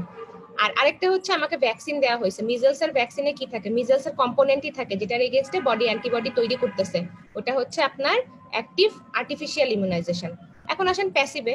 প্যাসিভের মধ্যে আপনার ন্যাচারাল কোনটা হবে, ন্যাচারাল এখানে কোনটা হবে, বাচ্চা যখন মায়ের পেটে থাকে ম্যাটারনাল অ্যান্টিবডিগুলো বাচ্চার শরীরে পাস করে, তাহলে এটা কি হলো প্যাসিভ আপনার হচ্ছে ন্যাচারাল ইমিউনাইজেশন। আর প্যাসিভ আর্টিফিশিয়াল কোনটা, ওই যে আমাকে বিভিন্ন রকম ইমিউনোগ্লোবুলিন দেওয়া হয় না, hepatitis B immunoglobulin, rabies immunoglobulin, এটা হচ্ছে প্যাসিভ আর্টিফিশিয়াল ইমিউনাইজেশন। এই টোটাল আছে হচ্ছে 4 রকমের ইমিউনাইজেশন। এটা সম্ভবত আপনাদের মাইক্রোবায়োলজির কোশ্চেন রিটেনের, আমি ঠিক শিওর নট আপনাদের রিটেনে আসে কিনা, বাট এখানে এতটুকু আপনার জন্য জানা জরুরি যে ইমিউনাইজেশন মানে হচ্ছে আমাদের মানে যে 4টা ক্যাটাগরি আছে 4টা ক্যাটাগরি আপনাদের জানা জরুরি, অ্যাক্টিভ আর প্যাসিভ। এরপরে আসেন, এগুলো আপনাদের দরকার নেই, এটা হচ্ছে আপনাদের জন্য সবচেয়ে ইম্পর্টেন্ট জিনিস, ইপিআই শিডিউল। ইপিআই শিডিউল আপনাদের মুখস্থ করতে হবে, পরীক্ষায় ইপিআই শিডিউল আসে। ইপিআই শিডিউল আপনাদের রিটেনের খুব একটা ইম্পর্টেন্ট কোশ্চেন ইপিআই শিডিউল। তাহলে দেখেন ইপিআই শিডিউলটা আমরা একটু পড়ি। ইপিআই শিডিউলটা হচ্ছে সবার প্রথমে মনে রাখবেন যে বাচ্চাকে জন্মের সময়, বাচ্চা ডেলিভারির পরপরই হাসপাতাল থেকে ছাড়া পাওয়ার আগে বিসিজি টিকাটা নিয়ে আসা উচিত। আমরা করি কি, বাচ্চাকে বারবার করে সুই ফুটাইতে চাই না দেখে আমরা ওই 6 সপ্তাহে যে প্রথম যখন ইমিউনাইজেশন করা হয় তখন আমরা হচ্ছে ওই সাথে বিসিজিটা দেই, বাট সেটা অ্যাকচুয়ালি ভালো প্র্যাকটিস না, কারণ এই প্রথম যে 6 সপ্তাহ বিসিজি টিকা না দিয়ে বাচ্চাটা থাকলো, ও বিশেষ করে গ্রামের বাচ্চা যেগুলো আপনার ক্রাউডেড প্লেসে থাকে, স্লাম এরিয়াতে থাকে, ওই বাচ্চা তো ওই টাইমে আপনার টিবি হয়ে যেতে পারে, ইনফেকশন হয়ে যেতে পারে। এজন্য জন্মের সাথে সাথে বিসিজি টিকাটা দিয়ে দেওয়া উচিত। বাংলাদেশের পার্সপেক্টিভে, বাংলাদেশের মতো থার্ড ওয়ার্ল্ড কান্ট্রিতে টিবি যেখানে অনেক বেশি প্রিভ্যালেন্ট, সেখানে হচ্ছে আপনার বিসিজি টিকা জন্মের সাথে সাথে দিয়ে দেওয়া উচিত। তারপরে আসেন 3টা স্টেপ, 6, 10, 14, যেখানে আমাদের একই টিকা দেওয়া হয়, 3টা ডোজ দেওয়া হয় একই টিকা। সেটার মধ্যে কি কি আছে দেখেন, প্রথম হচ্ছে পেন্টা। পেন্টা মানে আমরা বুঝতেছি এখানে 5টা জিনিস আছে, হ্যাঁ 5টা আছে এখানে টিকা, আমি বলতেছি কি কি। ওরাল পোলিও ভ্যাকসিন এখানে একটা দেওয়া হয়। পিসিবি, পিসিবি হচ্ছে আপনার নিউমোকক্কাল কনজুগেটেড ভ্যাকসিন, মানে সেপ্টোকক্কাস নিউমোনির এগেইনস্ট একটা ভ্যাকসিন। আর আইডিআইপিভি মানে হচ্ছে ইন্ট্রাডার্মাল পোলিও ভ্যাকসিন, এটার একটা ডোজ দেওয়া হয়। পেন্টার মধ্যে কি কি থাকে, পেন্টার মধ্যে থাকে হচ্ছে DPT, diphtheria, pertussis, tetanus, haemophilus influenza B, আরেকটা হচ্ছে হেপাটাইটিস বি। এই 5টা মিলায় হয় হচ্ছে পেন্টা। তাহলে কি কি হলো, ডিপিটি মানে হচ্ছে ডিপথেরিয়া, পার্টুসিস, টিটানাস, আর দুটা কি haemophilus influenza B, hepatitis B, এই হচ্ছে টোটাল 5টা মিলায় পেন্টা। ওপিভিতে তো ওরাল পোলিও থাকে আমি বললামই। তাহলে 6 সপ্তাহ বয়সে আপনি এই টোটাল 4টা ভ্যাকসিন দিবেন। এটা কিভাবে দেওয়া হয়, আপনার পেন্টাটা দেওয়া হয় এক হাতে, পিসিবিটা দেওয়া হয় আরেক হাতে, আর ইন্ট্রাডার্মাল পোলিও ভ্যাকসিন দেওয়া হয় এক পায়ে, আর ওরাল পোলিওটা মুখে খাওয়ায় দেওয়া হয়। গেল, এই সেম টিকাগুলাই আপনার 10 সপ্তাহে মানে আরো 1 মাস পরে রিপিট হবে, কিন্তু সেখানে ইন্ট্রাডার্মাল পোলিও ভ্যাকসিনটা থাকবে না। ইন্ট্রাডার্মাল পোলিও ভ্যাকসিনের 2টা ডোজ, একটা 6 সপ্তাহে দেওয়া হয়, একটা 14 সপ্তাহে দেওয়া হয়। আর বাদ বাকি সবই এক। দেখেন পেন্টা 1, 2, 3, ওপিভি 1, 2, 3, পিসিবি 1, 2, 3। আর পোলিও ভ্যাকসিন যেটা ইন্ট্রাডার্মাল, সেটা হচ্ছে আমরা একটা দেই 6 সপ্তাহে আর একটা দেই 14 সপ্তাহে। এখন এই ইন্ট্রাডার্মাল পোলিও ভ্যাকসিনের ইম্পর্টেন্সটা কি দেখেন, ওরাল পোলিও তো দিচ্ছি আমরা জানি পোলিও ভাইরাসের টোটাল 3টা স্ট্রেইন আছে। পোলিও ভাইরাসের স্ট্রেইন হচ্ছে টোটাল 3টা। আপনি যদি 3টা স্ট্রেইনের এগেইনস্টে ইমিউনিটি চান, সেক্ষেত্রে আপনাকে একটা ওরাল ফর্মেও দিতে হবে, একটা ইন্ট্রাডার্মালও দিতে হবে। তা না হলে পোলিওর দেখা যায় যে আগে কিন্তু ইন্ট্রাডার্মাল পোলিও ভ্যাকসিন ছিল না আমাদের ইপিআই শিডিউলে, কিন্তু এই যে দেখা গেছে যে কিছু ইন্ডিয়া থেকে বলেন, মায়ানমার থেকে বলেন, কিছু পোলিও ভাইরাসের স্ট্রেইন চলে আসছে বাংলাদেশে। তারপরে আমরা কিন্তু পোলিও ইরাডিকেট করা হয়েছে অনেক আগে, বাংলাদেশ 1989 সালে ইরাডিকেট হয়ে গেছে পোলিও, কিন্তু তারপরও ইন্টারনাল পোলিও ভ্যাকসিন সরকার 2006 না 7 সাল থেকে চালু করছে, ওই যে আরেকটা যে পোলিও স্ট্রেন যেটা বাইরে থেকে আসে সেটাকে প্রিভেন্ট করার জন্য। তাহলে এতটুকু আপনারা বুঝলেন, এটা খুব সহজ। তারপরে আমরা 9 মাসে দিব হচ্ছে মিজেলস আর রুবেলার টিকা, ওটার সেকেন্ড ডোজটা আমরা দিব হচ্ছে 15 মাস বয়সে। এখন হচ্ছে এখানে আমরা খালি কথায় কথায় বলি এমএমআর এমএমআর, বেসিক্যালি এটা এমএমআর না, এমআর। এখানে হচ্ছে মামসের ভ্যাকসিন নাই, এখানে আছে হচ্ছে মিজেলস আর রুবেলা, এখানে কিন্তু মামস নাই। তাহলে ইপিআই শিডিউলে কিন্তু মামস নাই, মনে রাখবেন, মিজেলস আর রুবেলা আছে। তাহলে আপনার ইপিআই শিডিউলটা পরীক্ষা আসতে পারে। এটার সাথে একটা লেজ হিসেবে আপনাদেরকে একটা কোশ্চেন দিয়ে দিতে পারে যে what are the vaccine preventable disease, অথবা what are the diseases that are prevented through EPI schedule. তাহলে আমরা এখান থেকে বলি বিসিজির জন্য হচ্ছে টিবি, টিবি, তারপরে হচ্ছে diphtheria, pertussis, tetanus, hepatitis B, haemophilus influenza B, polio, আর হচ্ছে নিউমোনিয়া। হিমোফাইলাস ইনফ্লুয়েঞ্জা বি দিয়ে কি হয়, মেনিনজাইটিস হয়, আর পোলিও ইয়া তো হয়, নিউমোনিয়াই তো হয়, তাই না? তাহলে এই ডিজিজগুলো, আর হচ্ছে মিজেলস আর রুবেলা, এই কয়টা ডিজিজ আমরা ইপিআই শিডিউলের মাধ্যমে প্রিভেন্ট করতে পারি। আর কিছু আপনাদের প্রাইভেট ভ্যাকসিন আছে, যেমন chicken pox, hepatitis A, typhoid, তারপরে মেনিনজোকক্কাল মানে নেসিরিয়া মেনিনজাইটিসের এগেইনস্টে, কলেরা, রোটাভাইরাল ভ্যাকসিন, এগুলো প্রাইভেট ভ্যাকসিন, এগুলো ইপিআই শিডিউলে নাই। তাহলে আমরা এখান থেকে পড়বো দুইটা জিনিস, ইপিআই শিডিউল খুব ভালো করে মুখস্থ করব, সাথে ইপিআই শিডিউলের আন্ডারে কোন কোন ডিজিজ প্রিভেন্ট হয় সেগুলো আমরা পড়বো। আসসালামু আলাইকুম আপু, একটা প্রশ্ন ছিল। কি ভাইয়া বলেন? আপু আমরা কি ওপিভি 4টা ডোজ দিই না? না ভাইয়া, এটা নতুন শিডিউল, ওপিভি এখন হচ্ছে 3টা করা হয়েছে। আপনি যেটা বলতেছেন ওটা পুরাতনটার মধ্যে বিসিজির সাথে জন্মের সময় একটা ওপিভি ছিল, তখন হ্যাঁ তখন আপনার 4টা ছিল। আমি একটা মিনিট আপনাদেরকে আমি পুরাতনটা একটু দাঁড়ান দেখে আসে নাকি আমার কাছে, একটু দেখাই দিই। দেখে আমার কাছে 4th এডিশনের বইটার আছে, পিডিএফ আছে, তো ওখানে একটু দেখে আসে কিনা, তাহলে পার্থক্য দুইটা দেখলে বুঝতে পারবেন। ওরাল পোলিওর একটা ডোজ কমায় দেওয়া হয়েছে, কারণ আমাদেরকে বেসিক্যালি ইন্টারডার্মাল যখন দিতেই হচ্ছে, সেজন্য ওখানে ওরালের একটা ডোজ কমায় দিয়েছে। আর ওরালে থেকে ইন্টারডার্মালটা বেশি হচ্ছে ইফেক্টিভ, ওরাল যদি দুই একটা ডোজ মিসও হয় বেসিক্যালি কিছু হয় না। আর পোলিওর তো টিকা যে সরকার তো বিভিন্ন সময় করেই, ক্যাম্পেইন করেই। ম্যাম, মামসের ভ্যাকসিনটা কেন বাদ হয়েছে ইপিআই শিডিউল থেকে? আপু মামসের ভ্যাকসিন ছিলই না আপু ইপিআই তে, ওটা হচ্ছে এমএমআর বলে, যে ওটা কোন সময় ছিল, লাস্ট ইপিআই শিডিউল তো ওটা ছিল না, বুঝছেন? মামসের ভ্যাকসিন ওখানে কোনো কালই ছিল না। এমএমআর ভ্যাকসিন এটা আমাদের মুখে মুখে বলার অভ্যাস, এমএমআর ভ্যাকসিন যেটা আছে আসলে একটা এমএমআর ভ্যাকসিন আছে, বাট সেটা হচ্ছে প্রাইভেট টিকা ওটা। এই যে পাইছি আগের ইপিআই শিডিউলটা, একটু দেখি। এটা না, এটা আগেরটা না, এটাই। তার মানে 4th এডিশনে যেটা ছিল সেটা এই শিডিউলটাই, এখানে ছিল না। আপনি যেটা বললেন ভাইয়া, আপনার ওটা হচ্ছে যে আগের ইপিআই শিডিউলে ছিল, ওটা এখানে নতুন বইগুলোতে নাই। জি আপু, থ্যাংক ইউ আপু। একটা ছিল, হ্যাঁ ঠিক আছে। আচ্ছা, এখন আসলে আমরা ডিজিজ পড়ি। আর আপু আপনি যেটা বলতেছিলেন না মামস কেন বাদ করছে, আপু মামস অ্যাকচুয়ালি বাদ দেয় নাই, মামস হচ্ছে ইপিআই শিডিউলে ছিলই না। এমএমআর যেটা ভ্যাকসিন, ওটা প্রাইভেটলি কিনতে পাওয়া যায়, ওটা আমরা নিজেদের ইন্টারেস্টে বা চেম্বার প্র্যাকটিসে বাচ্চাদেরকে দিয়ে দিই, কারণ বিশেষ করে ছেলে বাচ্চাদেরকে আমরা দিয়ে দিই 1 বছরের পরে মামস যাতে না হয়, ছেলেদের জন্য তো মামস হওয়া খারাপ, কিন্তু ইপিআই তে মামস নাই।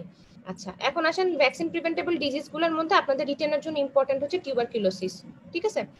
টিউবারকুলোসিসটা রিটেনের জন্য ইম্পর্টেন্ট, বাকিগুলো খুব বেশি ইম্পর্টেন্ট না, যতটুকু পড়তে হবে আমি দেখা দিচ্ছি। টিবিটা আমাদেরকে থ্রু আউট ভালো করে পড়তে হবে, আমি আপনাদেরকে টিবিটাই ভালো করে পড়াবো। তো টিবি আমরা জানি যে একটা ইনহেলেশন রুটে হয়, আর একটা হচ্ছে ওরাল ফর্মে হয়।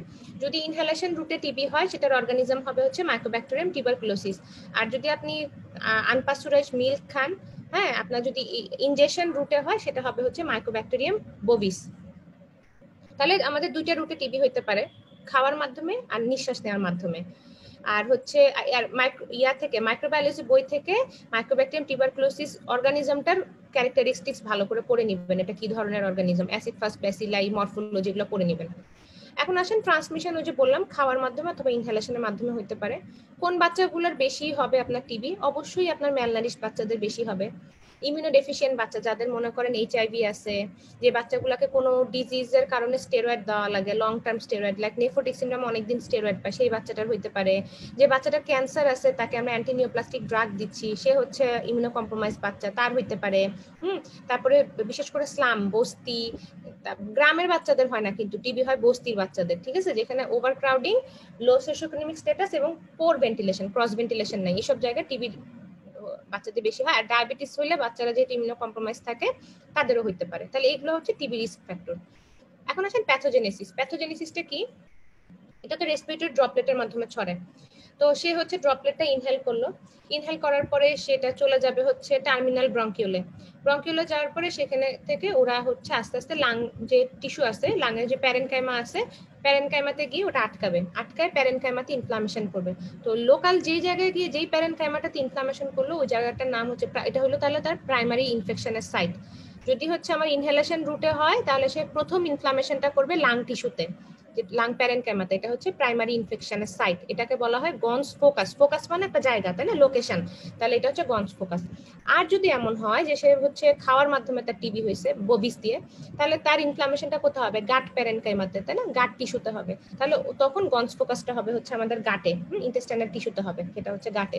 গেল গনস ফোকাসের পরে এখন কি হবে, ওই গনস ফোকাসের সহ আমাদের কি হবে, এখন যে কোনোখানে ইনফ্লামেশন হলে তার যে লোকাল যে লিম্ফয়েড স্ট্রাকচার গুলো আছে, লিম্ফ নোড গুলো আছে, সেগুলোতে ইনফ্লামেশনে সেগুলো বড় হয়ে যায়, লিম্ফ্যাডেনোপ্যাথি হয়। তাহলে এই যে লাংসের প্রাইমারি সাইট যেখানে ইনফ্লামেশনটা হইলো, এবং এই প্রাইমারি সাইটটা যেই লিম্ফ নোডটাতে ড্রেইন করতেছে, সেই লিম্ফ নোড গুলো আর হচ্ছে এই প্রাইমারি সাইট বা গনস ফোকাস সহ পুরোটাকে আমরা বলতেছি গনস কমপ্লেক্স। তাহলে লাং প্যারেনকামা যেখানে ইনফ্লামেশন হচ্ছে সেটা হচ্ছে গনস ফোকাস, আর সেটা ড্রেনিং লিম্ফ নোড যখন বড় হচ্ছে সেটা সবটুকু মিলে আমরা বলতেছি গনস কমপ্লেক্স। এখন ইন্টেস্টাইনে যখন হবে তখন হচ্ছে আপনার ইন্টেস্টাইনাল টিস্যুতে হবে গনস ফোকাস, আর মেসেন্টারি লিম্ফ নোড যতটুকু ইনভলভ হবে ওইটা ড্রেনিং এরিয়াটা পুরোটা মিলাই হবে গনস কমপ্লেক্স। তারপরে কি হবে, ওখানে সে ওটা ল্যাটেন্ট অবস্থায় থেকে যেতে পারে। তাহলে এখন দেখেন এরপরে কি হবে, এরপরে ফেটটা দেখেন কি হয়, এই যে প্রাইমারি কমপ্লেক্সের আউটকাম। সেখান থেকে কি হবে, লাংস থেকে সেটা এমন হতে পারে সেটা হিলিং হয়ে গেল, বাচ্চার ইমিউনিটি খুব ভালো, বাচ্চার এটি হিলিং হয়ে গেল, কিন্তু জায়গাটা ফাইব্রোসিস হয়ে থাকলো বাট হিলিং হয়ে গেল। একটা হতে পারে ল্যাটেন্ট থাকতে পারে, ভবিষ্যতে অনেকদিন পর সে যখন আবার ইমিউনো কম্প্রোমাইজ স্টেটে যাবে তখন ওখান থেকে আবার ব্যাকটেরিয়া ফেরত এসে বাচ্চাকে আবার টিবি করতে পারে। তারপরে লাং টিস্যুতে নিউমোনিয়া করতে পারে, কনসলিডেশন, নিউমোনিয়া মানে তো কনসলিডেশন, মানে টিবি নিউমোনিয়া যেটা, সেটা কনসলিডেশন হতে পারে, প্লুরাল ইফিউশন হতে পারে, লাং অ্যাবসেস হতে পারে, ক্যাভিটেশন হতে পারে, এগুলো গেল লাং। তারপরে টিবির জীবাণু মানে মাইক্রোব্যাকটেরিয়াম টিউবারকুলোসিস কিন্তু কিছু হাইপার সেন্সিটিভিটি রিঅ্যাকশনও করে। কি করে, দুইটা জিনিস করে, একটা হচ্ছে ইরাইথেমা নোডোসাম, সেটা হচ্ছে সাবকিউটেনিয়াস টিস্যুতে কতগুলা পেইনফুল নোডিউল তৈরি হয়, erythema nodosum shin of the টিবিয়াতে বেশি হয়। আর একটা হচ্ছে কনজাংটিভাইটিস হয় চোখে, এটা হচ্ছে ফ্লিকটেনিউলার কনজাংটিভাইটিস। তাহলে টিবির দুইটা হাইপার সেন্সিটিভিটি রিঅ্যাকশন আছে, নাম দুটো আমরা জেনে রাখবো। তারপরে যেখানে যেখানে লিম্ফ নোড আছে, লিম্ফ নোড গুলো ইনভলভমেন্ট হলে, যেমন যদি লাংসে হয় সেটা মিডিয়াস্টেনাল কম্প্রেশন করতে পারে, ইসোফেগাসে কম্প্রেশন করতে পারে, ব্রঙ্কাসে কম্প্রেশন করতে পারে। হ্যাঁ, তারপরে হচ্ছে আপনার টিবি আবার যখন হেমাটোজেনাস রুটে ছড়া যাবে তখন ডিসেমিনেটেড টিবি হতে পারে, সেটা লাংস থেকে বডির যে কোনো জায়গায় যেতে পারে। আপনারা জানেন টিবি এমন একটা অসুখ যেটা কিনা বডির প্রত্যেকটা অর্গানকে ইনভলভ করতে পারে, বোনস, জয়েন্টস, তারপরে হচ্ছে হার্ট, তারপরে হচ্ছে ব্রেইন টিবিএম হয় যেটা মেনিনজাইটিস, তো সবগুলো অর্গানে ডিসেমিনেশন হতে পারে। আর লাংসে যদি রিপিটেডলি ইনফেকশন হইতে থাকে হেমাটোজেনাস রুটে আবার ফেরত এসে আবার লাংসে ইনফেকশন করলো, ওটার নাম হচ্ছে মিলিয়ারি টিবি। তাহলে টিবির অনেকগুলো ফর্ম আছে, আমরা জাস্ট এই ফর্মগুলো একটু জানবো। এটা রিটেনের জন্য লাগবে না, এটা আমি আপনাদেরকে এমনিতে বললাম, রিটেনের জন্য কি লাগবে আমি বলে দিচ্ছি। তারপরে আসেন এখন হচ্ছে প্রাইমারি কমপ্লেক্স কোথায় কোথায় হয়। আমি তো একটা বললাম লাংসে হয়, একটা হচ্ছে ইন্টেস্টাইনে হয়, আরো দুটো জায়গায় হয়, একটা হচ্ছে স্কিন আর একটা হচ্ছে টনসিল, চারটা জায়গা হয়। এটা আপনারা বইয়ের মধ্যে লিখে রাখেন, LIST, লিস্ট, এল তে লাং, আই তে ইন্টেস্টাইন, এস তে স্কিন আর টি তে tonsil, LIST, list. Primary complex এই কয়টা জায়গায় প্রাইমারি ইনফেকশন হয়, বাকি যেগুলো সেগুলো সব ডিসেমিনেটেড বা সেকেন্ডারি ইনফেকশন। তারপর আমরা এই ছবিগুলো দেখবো যে হচ্ছে আপনার কি কি হয়। এই যে লিম্ফ্যাডেনোপ্যাথি, তারপরে হচ্ছে এটা বেসিক্যালি আপনাদের কিন্তু একটা লং কেস, আমি যতদূর জানি আপনাদের ফাইনাল প্রফে, কিন্তু আমার নিজেরই ফাইনাল প্রফে হচ্ছে কেস পড়ছিল থ্যালাসেমিয়া। তো হচ্ছে তো তখন আমাকে পিডিয়াট্রিক্সে অনেক কোশ্চেন করছিল লং কেস, আর আমার পরীক্ষায় আমার এক্সামিনার ছিল হচ্ছে লুৎফুল কবির স্যার, আবার আমার পড়ছিল হচ্ছে থ্যালাসেমিয়া লং কেস। মেডিসিনের এত কেস থাকতে আমার ফাইনাল প্রফে কেস পড়ছে থ্যালাসেমিয়া। মেবি তখন থেকে আমার মনে হয় পিডিয়াট্রিক্সে ক্যারিয়ার করার একটা ব্যাপার স্যাপার হয়েছে। তো আপনাদেরও যদি হচ্ছে মনে করেন 2-3টা কেস কিন্তু পিডিয়াট্রিক্সে থাকবেন। কার আপনাদের আলাদা বোর্ড থাকে, আমাদের আলাদা বোর্ড থাকে, ভাইবাতে আলাদা বোর্ড থাকে। হ্যাঁ, তাহলে তো পেডিয়াট্রিক্স আপনাদেরকে কিছু জিনিসপত্র জানতেই হবে। আর এই প্রথম দিকে চ্যাপ্টারগুলো যেগুলা সেগুলা কিন্তু স্যারদের কোশ্চেন করার জায়গা, এগুলাই বুঝছেন। আমার পরীক্ষাও নিয়েছিল লুৎফুল কবির স্যার, আমার লং কেসের ভাইবা নিয়েছিল লুৎফুল কবির স্যার, আমার বোর্ড ভাইবা পড়ছিল লুৎফুল কবির স্যারের কাছে। আচ্ছা, আপনার তারপরে যে লিম্ফ্যাডেনোপ্যাথি হলে কি হয়, তারপরে এই জিনিসগুলো ছবি দেখবেন, এটা বলার তেমন কিছু নেই এখানে। প্লুরাল ইফিউশনের ছবি আছে, মিলিয়ারি টিবি, যে দেখেন এটা হচ্ছে মিলিয়ারি টিবির ছবি, ডট ডট ডট ডট এরকম অনেকটুকু, লাংস পুরোটা জুড়ে থাকে। এখন আসেন এগুলো খুব ইন্টারেস্টিং। স্কিনে যদি হয় টিবি সেটার নাম হচ্ছে লুপাস ভালগারিস। তারপরে হচ্ছে আপনার পিঠের মধ্যে যদি হয় প্যারাভার্টিবাল অ্যাবসেস হইতে পারে। তারপরে দেখেন হার্টে হইলে পেরিকার্ডিয়াল ইফিউশন হইতে পারে। আর যখন আপনার স্পাইনাল মানে ভার্টিবাল কলামে বোনস টিবি হবে, মানে যে আমার ভার্টিবাল কলামের যে বোনস গুলা সেখানে যদি টিবি হয়, যে জায়গাটাতে হয়, যে সেকশনটাতে ওটা উঁচু হয়ে যায়, এটাকে বলা হয় গিববাস। হ্যাঁ, এই গিববাস স্পাইনাল টিবিতে গিববাস হয়ে যায়। তারপরে ব্রেইনে হইলে টিউবারকুলার মেনিনজাইটিস হবে। আর এই যেটার নাম হচ্ছে পটস ডিজিজ, যখন আপনার ভার্টিবাল কলামে হবে ওটাকে পটস ডিজিজ বলা হয়, আর এই লেশনটার নাম হচ্ছে গিববাস। তারপরে আঙ্গুলের মধ্যে হইতে পারে, সেটার নাম হচ্ছে ড্যাকটাইলাইটিস। জয়েন্টে হইতে পারে, সবখানে হইতে পারে। এখন আসেন আপনার রিটেনের প্রশ্ন। রিটেনের প্রশ্নের মধ্যে আপনার এটা আসতে পারে, symptom criteria suggestive of pulmonary TB. এই যে আবিদ মোল্লা স্যারের বই যে টিবি যতটুকু দেওয়া, এটা হচ্ছে ন্যাশনাল টিবির যে গাইডলাইনটা আছে ওটা স্যারের বই হুবহু তোলা। তো এটা পড়লে আপনাদের ন্যাশনাল গাইডলাইন অফ টিবিও পড়া হয়ে যাচ্ছে। তাহলে আমরা পালমোনারি টিবির সিমটম ক্রাইটেরিয়া গুলো পড়বো। আমাদের সিমটম হচ্ছে টোটাল 4টা। কি কি? আমার কাশি থাকবে 2 সপ্তাহের বেশি। হ্যাঁ, কাশিটা 2 সপ্তাহ ধরে ভালো হবে না, এবং আমার এই কাশির জন্য আমি অ্যান্টিবায়োটিক খাচ্ছি, বাট আমার কাশি ভালো হচ্ছে না। কনভেনশনাল যে অ্যান্টিবায়োটিক সেটাতে আমার কাশি ভালো হচ্ছে না। Persistent non-remitting cough for more than 14 days which is not responding to conventional antibiotic like amoxicillin, cotrimoxazole, cephalosporin, কাজ হচ্ছে না। এই গেল একটা ক্রাইটেরিয়া। দ্বিতীয় ক্রাইটেরিয়া হচ্ছে আমার 2 সপ্তাহের বেশি জ্বরটা হচ্ছে বেসিক্যালি আমার লো গ্রেড ফিভার। হ্যাঁ, এবং হচ্ছে এই জ্বরটা আমার যে আসছে, আমি এখন ইনভেস্টিগেশন করে জ্বরের অন্যান্য কারণ অলরেডি এক্সক্লুড করছি, পাচ্ছি না অন্য কোনো কারণ, 2 সপ্তাহের বেশি আমার জ্বর, এটা একটা ক্রাইটেরিয়া। কি? তাহলে হচ্ছে persistent documented fever more than 38 degree Celsius and persisting for more than 2 weeks and when there are no other cause like typhoid, malaria, pneumonia. ঠিক আছে, এগুলো কোনো কজ না, কিন্তু আমি আমার জ্বরের কারণ পাচ্ছি না, এটা একটা ক্রাইটেরিয়া। বাচ্চার গত 3 মাসে ওজন কমে গেছে, অথবা গত 3 মাসে বাচ্চার কোনো ওজন 1 পাউন্ডও বাড়ে নাই, এটা হচ্ছে একটা ক্রাইটেরিয়া। সাথে আপনার বাচ্চার খুব ফ্যাটিক থাকতেছে এবং প্লেফুলনেস কমে যাচ্ছে। তাহলে এই টোটাল 4টা ক্রাইটেরিয়া। এই ক্রাইটেরিয়া গুলার যে কোনো একটাও যদি থাকে 15 বছরের নিচে বাচ্চাদের, তখন তাকে আমরা টিবি পেশেন্ট বলতে পারবো। ঠিক আছে, দেখেন এই যে নিচে লেখা, if any one of the above symptom criteria in a child less than 15 years in close contact with a known bacteriologically confirmed TB case or clinically confirmed TB case should be regarded as presumptive TB. তাহলে শুধু এই ক্রাইটেরিয়াটা লিখলে হবে না, নিচের যে এই নোটটা এটা আমাদেরকে লিখতে হবে। তাহলে এটা একটা কোশ্চেন হিসেবে আপনারা মার্ক করে রাখতে পারেন যে টিবির সিমটম ক্রাইটেরিয়া কি কি, এটা রিটেনের জন্য মার্ক করে রাখেন। তাহলে উপরে যে 4টা বললাম, সেই 4টার যে কোনো একটা থাকতে হবে, সাথে বাচ্চাটার একটা এক্সপোজারের হিস্ট্রি থাকতে হবে, কন্ট্যাক্টের হিস্ট্রি থাকতে হবে, এই তাহলে সে টিবির বাচ্চা। সাইন সিমটম হচ্ছে জায়গা অনুযায়ী, যখন আমার লাং টিবি হবে তখন আমার নিউমোনিয়ার ফিচার হবে, যখন লিম্ফ নোডে টিবি হবে, টিবি লিম্ফ্যাডিনাইটিস হবে, তখন লিম্ফ নোড আপনার এনলার্জমেন্ট হবে, ওই লিম্ফ নোডের ফিচারগুলো আপনি পাবেন। তারপরে যদি বাচ্চা টিউবারকুলার মেনিনজাইটিস হয় তাহলে আপনি মেনিনজাইটিসের ফিচার পাবেন, পেরিকার্ডিয়াল ইফিউশন হলে আপনি তখন ওই রিলেটেড ফিচারগুলো পাবেন, জায়গা অনুযায়ী আপনার ফিচার। ক্লিনিক্যাল ফিচার এভাবে করে আসবে না। এখন আসেন মন্টু টেস্ট। আচ্ছা, তার আগে আমরা ডায়াগনোসিসটা পড়ি। ডায়াগনোসিসের এটাও আপনাদের আসতে পারে, how can you diagnosis a case of tuberculosis. Tuberculosis হচ্ছে এমন একটা ডিজিজ যেটা না করে আপনি বাংলাদেশে কোনো পরীক্ষা দিতে পারবেন না। আপনি আজকে থেকে শুরু আপনার ফাইনাল প্রফ, এরপরে আপনি FCPS part 1, FCPS part 2, MD, phase A, phase B, সব পরীক্ষায় আপনার টিবি কেস থাকবে, সব রিটেনে আপনি টিবির কোশ্চেন পাবেন। বাংলাদেশে যে কোনো পরীক্ষা আপনি টিবি ছাড়া কখনো পরীক্ষা দিতে পারবেন না। তাহলে এখন আমরা জানি ইনভেস্টিগেশন সবসময় ভাগ করে পড়বেন। হ্যাঁ, ভাগ করে কিভাবে করে পড়বেন, আমি যেভাবে ইনভেস্টিগেশন মনে রাখি আর কি, এটা আমার blood, urine, stool, image and special test. Blood, urine, stool, image, special test, এই 5টা ভাগে আমরা ইনভেস্টিগেশনকে ভাগ করি, যেটার ক্ষেত্রে যেটা প্রযোজ্য। ব্লাডের ইনভেস্টিগেশন সবগুলো ডিজিজে আমাদের করতে হয়। তাহলে টিবির মধ্যে দেখেন ব্লাডের ইনভেস্টিগেশন আমরা কি করি, সিবিসি করি, যেটাতে আমরা হচ্ছে লিম্ফোসাইট কাউন্ট বেশি পাই আর একটু অ্যানিমিয়া পাই বাচ্চার। ইএসআর করি, এই গেল ব্লাড। তারপরে আসেন হচ্ছে স্টুল, এখানে লাগে না, ইউরিন এখানে লাগে না। ইমেজের মধ্যে আসে হচ্ছে আমাদের চেস্ট এক্সরে।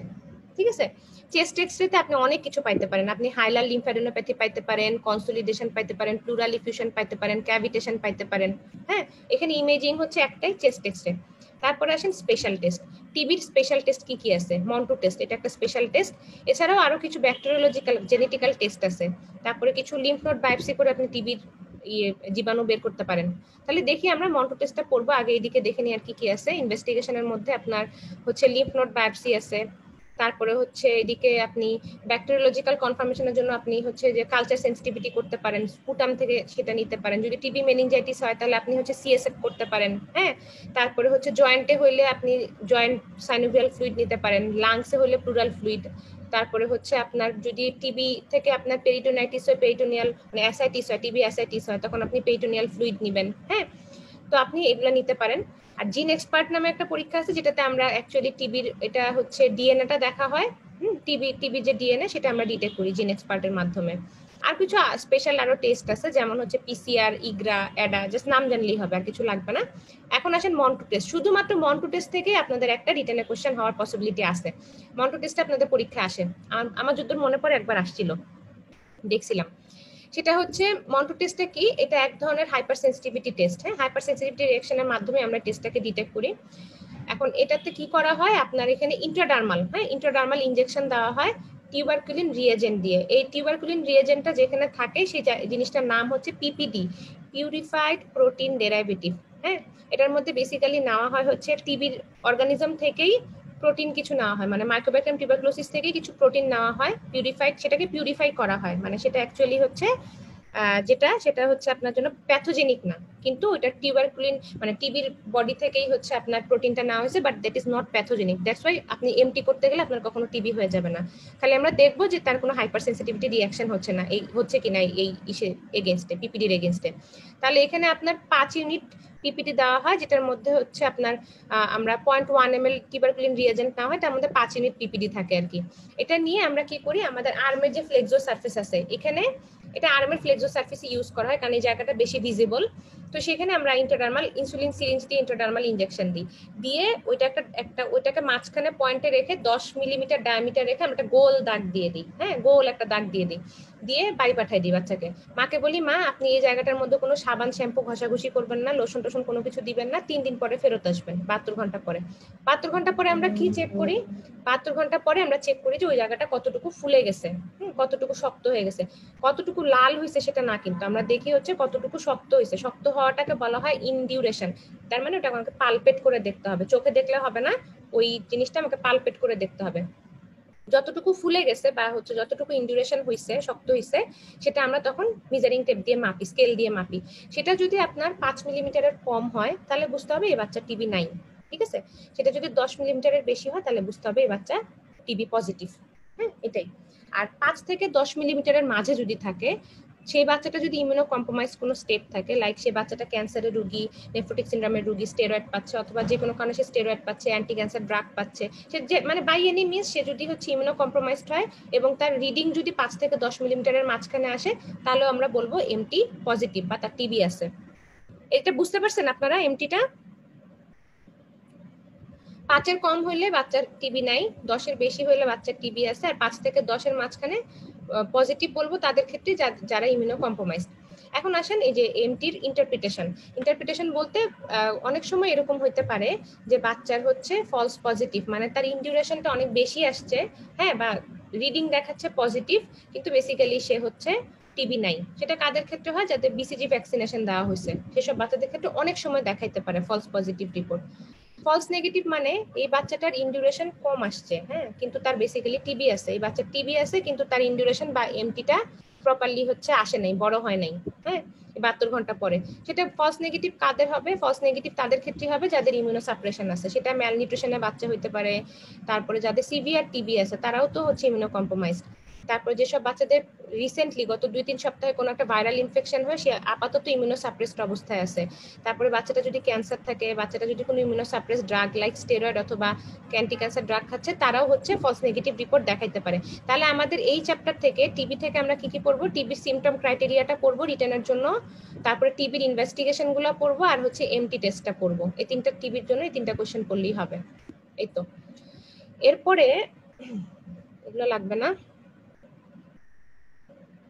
আচ্ছা, এখন আরেকটা জিনিস বলতে ভুলে গেছি, টিবি রেজিমেন্ট, ট্রিটমেন্ট রেজিমেন্টও লাগে, এটা বলতে ভুলে গেছি। টিবি ট্রিটমেন্ট রেজিমেন্টটা পড়বেন, এটা তো আমরা মেডিসিনের জন্য পড়ি, ওই একই জিনিসই। যে হচ্ছে ট্রিটমেন্টকে আমরা দুই ভাগে ভাগ করি, ইন্টেন্সিভ ফেজ আর কন্টিনিউশন ফেজ। ইন্টেন্সিভ ফেজে আমরা সবগুলা মেডিকেশন দিই, আর কন্টিনিউশন ফেজে আমরা দেই হচ্ছে আইসোনাইজার আর রিফাম্পিসিন। আর ইন্টেন্সিভে দেই আইসোনাইজার, রিফাম্পিসিন, পাইরোজিনামাইড, ইথামবিউটল। তারপরে ফার্স্টে যেভাবে করে ক্রাইটেরিয়া ভাগ করবেন, ওই যে আগে যেটা আমরা মেডিসিনে পড়তাম ক্যাটাগরি 1, ক্যাটাগরি 2 এরকম করে ভাগ করি, যে এরকম করে এখানেও দেখেন ভাগ করে দেওয়া আছে। যে বাচ্চাগুলার আপনার এটা কিন্তু একটু কষ্ট করে মুখস্থ করতে হবে। 6.7 টেবিলটা আপনাদের রিটেনের কোশ্চেন, এটা আসছে পরীক্ষায়, হ্যাঁ এই টেবিলটা একটু কষ্ট করে মুখস্থ করবেন। সেটা হচ্ছে যে বাচ্চাটার কোনো আপনার পালমোনারি টিবি আছে, বাট আপনার তেমন কোনো এক্সটেন্সিভ ইনভলভমেন্ট নেই। এক্সটেন্সিভ ইনভলভমেন্ট আপনারা বুঝবেন কিভাবে? চেস্ট এক্সরে করে বুঝবেন।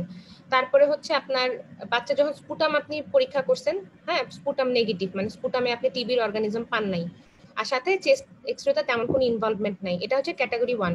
অথবা যে বাচ্চাটার পালমোনারি টিবি না, শুধু টিবি লিম্ফ্যাডিনাইটিস, মানে হচ্ছে টিবিটা শুধু লিম্ফ নোডে হয়েছে, এটা হচ্ছে ক্যাটাগরি 1। এদেরকে আপনি 2 মাস দিবেন হচ্ছে আইসোনাইজার, রিফাম্পিসিন, পাইরিজিনামাইড, 2 মাস দিবেন এটা, আর 4 মাস দিবেন হচ্ছে আইসোনাইজার আর রিফাম্পিসিন। এখন আসেন ক্যাটাগরি 2, এখানে অনেকগুলো ক্রাইটেরিয়া আছে। যাদের হচ্ছে আপনার স্পুটামে পিটিবি পাওয়া গেছে কালচার করে, তারপরে যে বাচ্চাটার স্পুটামে পিটিবি পাওয়া যায়নি কিন্তু তার চেস্ট এক্সরেতে অনেক বেশি ইনভলভমেন্ট আছে, তারপরে আরেকটা বাচ্চা যার কিনা চেস্ট এক্সরেতে মানে তার চেস্টে কোনো কিছু নাই বাট তার ডিসেমিনেটেড টিবি আছে, লাইক এক্সট্রা পালমোনারি টিবি কিন্তু অনেক এক্সটেন্সিভ, সেটা হইতে পারে টিউবারকুলার মেনিনজাইটিস, অস্টিওআর্থ্রাইটিস সেগুলা।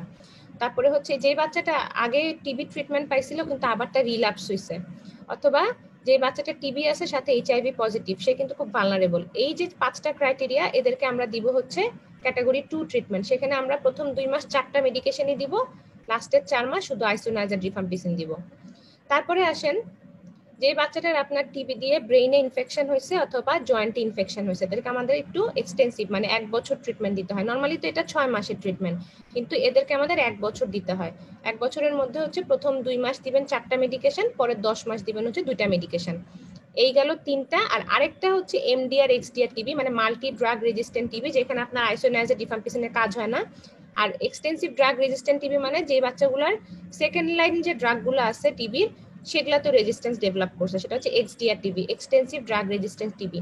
এদের জন্য আলাদা শিডিউল আছে। আপনার পরীক্ষা যখন আসবে আপনি প্রথম 3টা কলাম লিখবেন, এগুলা লাগবে না আপনাদের। আপনাদের হচ্ছে ট্রিটমেন্ট শিডিউল অফ টিবি হলে এই প্রথম 3টা কলাম লিখলেই হবে, প্রথম 3টা রো লিখলেই হবে, আর লাগবে না। আর এদিকে এগুলো কিছু দরকার নাই। আচ্ছা, এখন আসেন মিজেলস, মাম্পস, রুবেলা, এগুলা থেকে আপনাদের পরীক্ষায় ভাবে করে রিটেনে কোনো প্রশ্ন আসে না।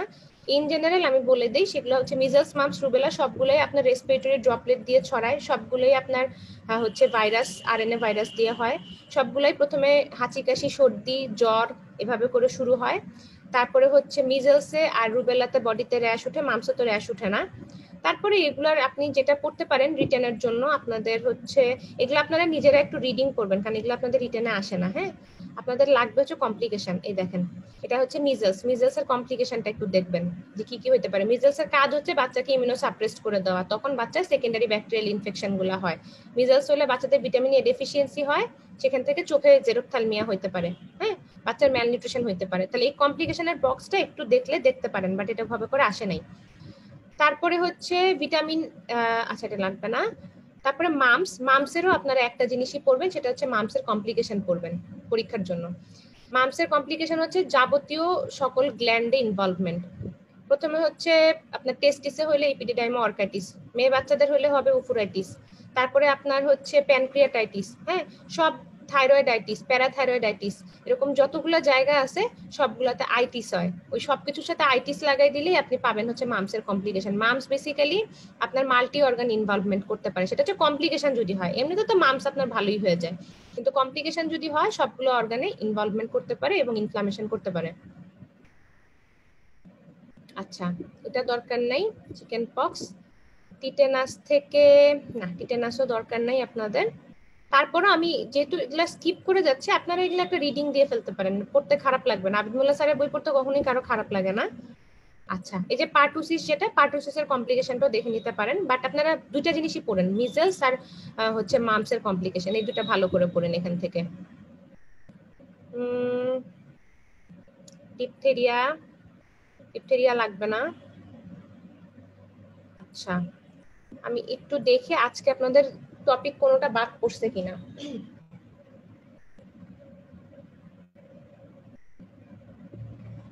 আচ্ছা একটা টপিক মনে হয় বাদ করছে। আচ্ছা চাইল্ড হেলথ সিনারিও পড়া হয়েছে, growth development, immunization, vaccine preventable disease পড়া হয়েছে, আইওয়াইসিপি না আইওয়াইসিএফ হইতো এটা ইয়েটা বানান ভুল লেখা হয়েছে। আচ্ছা আপনাদের আইএমসিআই বাকি আছে, এখন আমরা আইএমসিআই পড়লাম, আমাদের পড়া শেষ। আইএমসিআই আমরা স্কিপ করে গেছি, আগের চ্যাপ্টারে ছিল। আচ্ছা আইএমসিআই থেকে আপনাদের ওভাবে করে রিটেনের প্রশ্ন আসে না, তারপর আমরা একটু দেখি আইএমসিআই তে কি কি আছে। আইএমসিআই চ্যাপ্টারটা কই? আপু আপু আপু টিভির ক্ষেত্রে কি বাচ্চাদেরকে ট্যাবলেট দেওয়া হয়, সেটার ক্ষেত্রে কিভাবে দেওয়া হয় এটা? সে টিভিতে?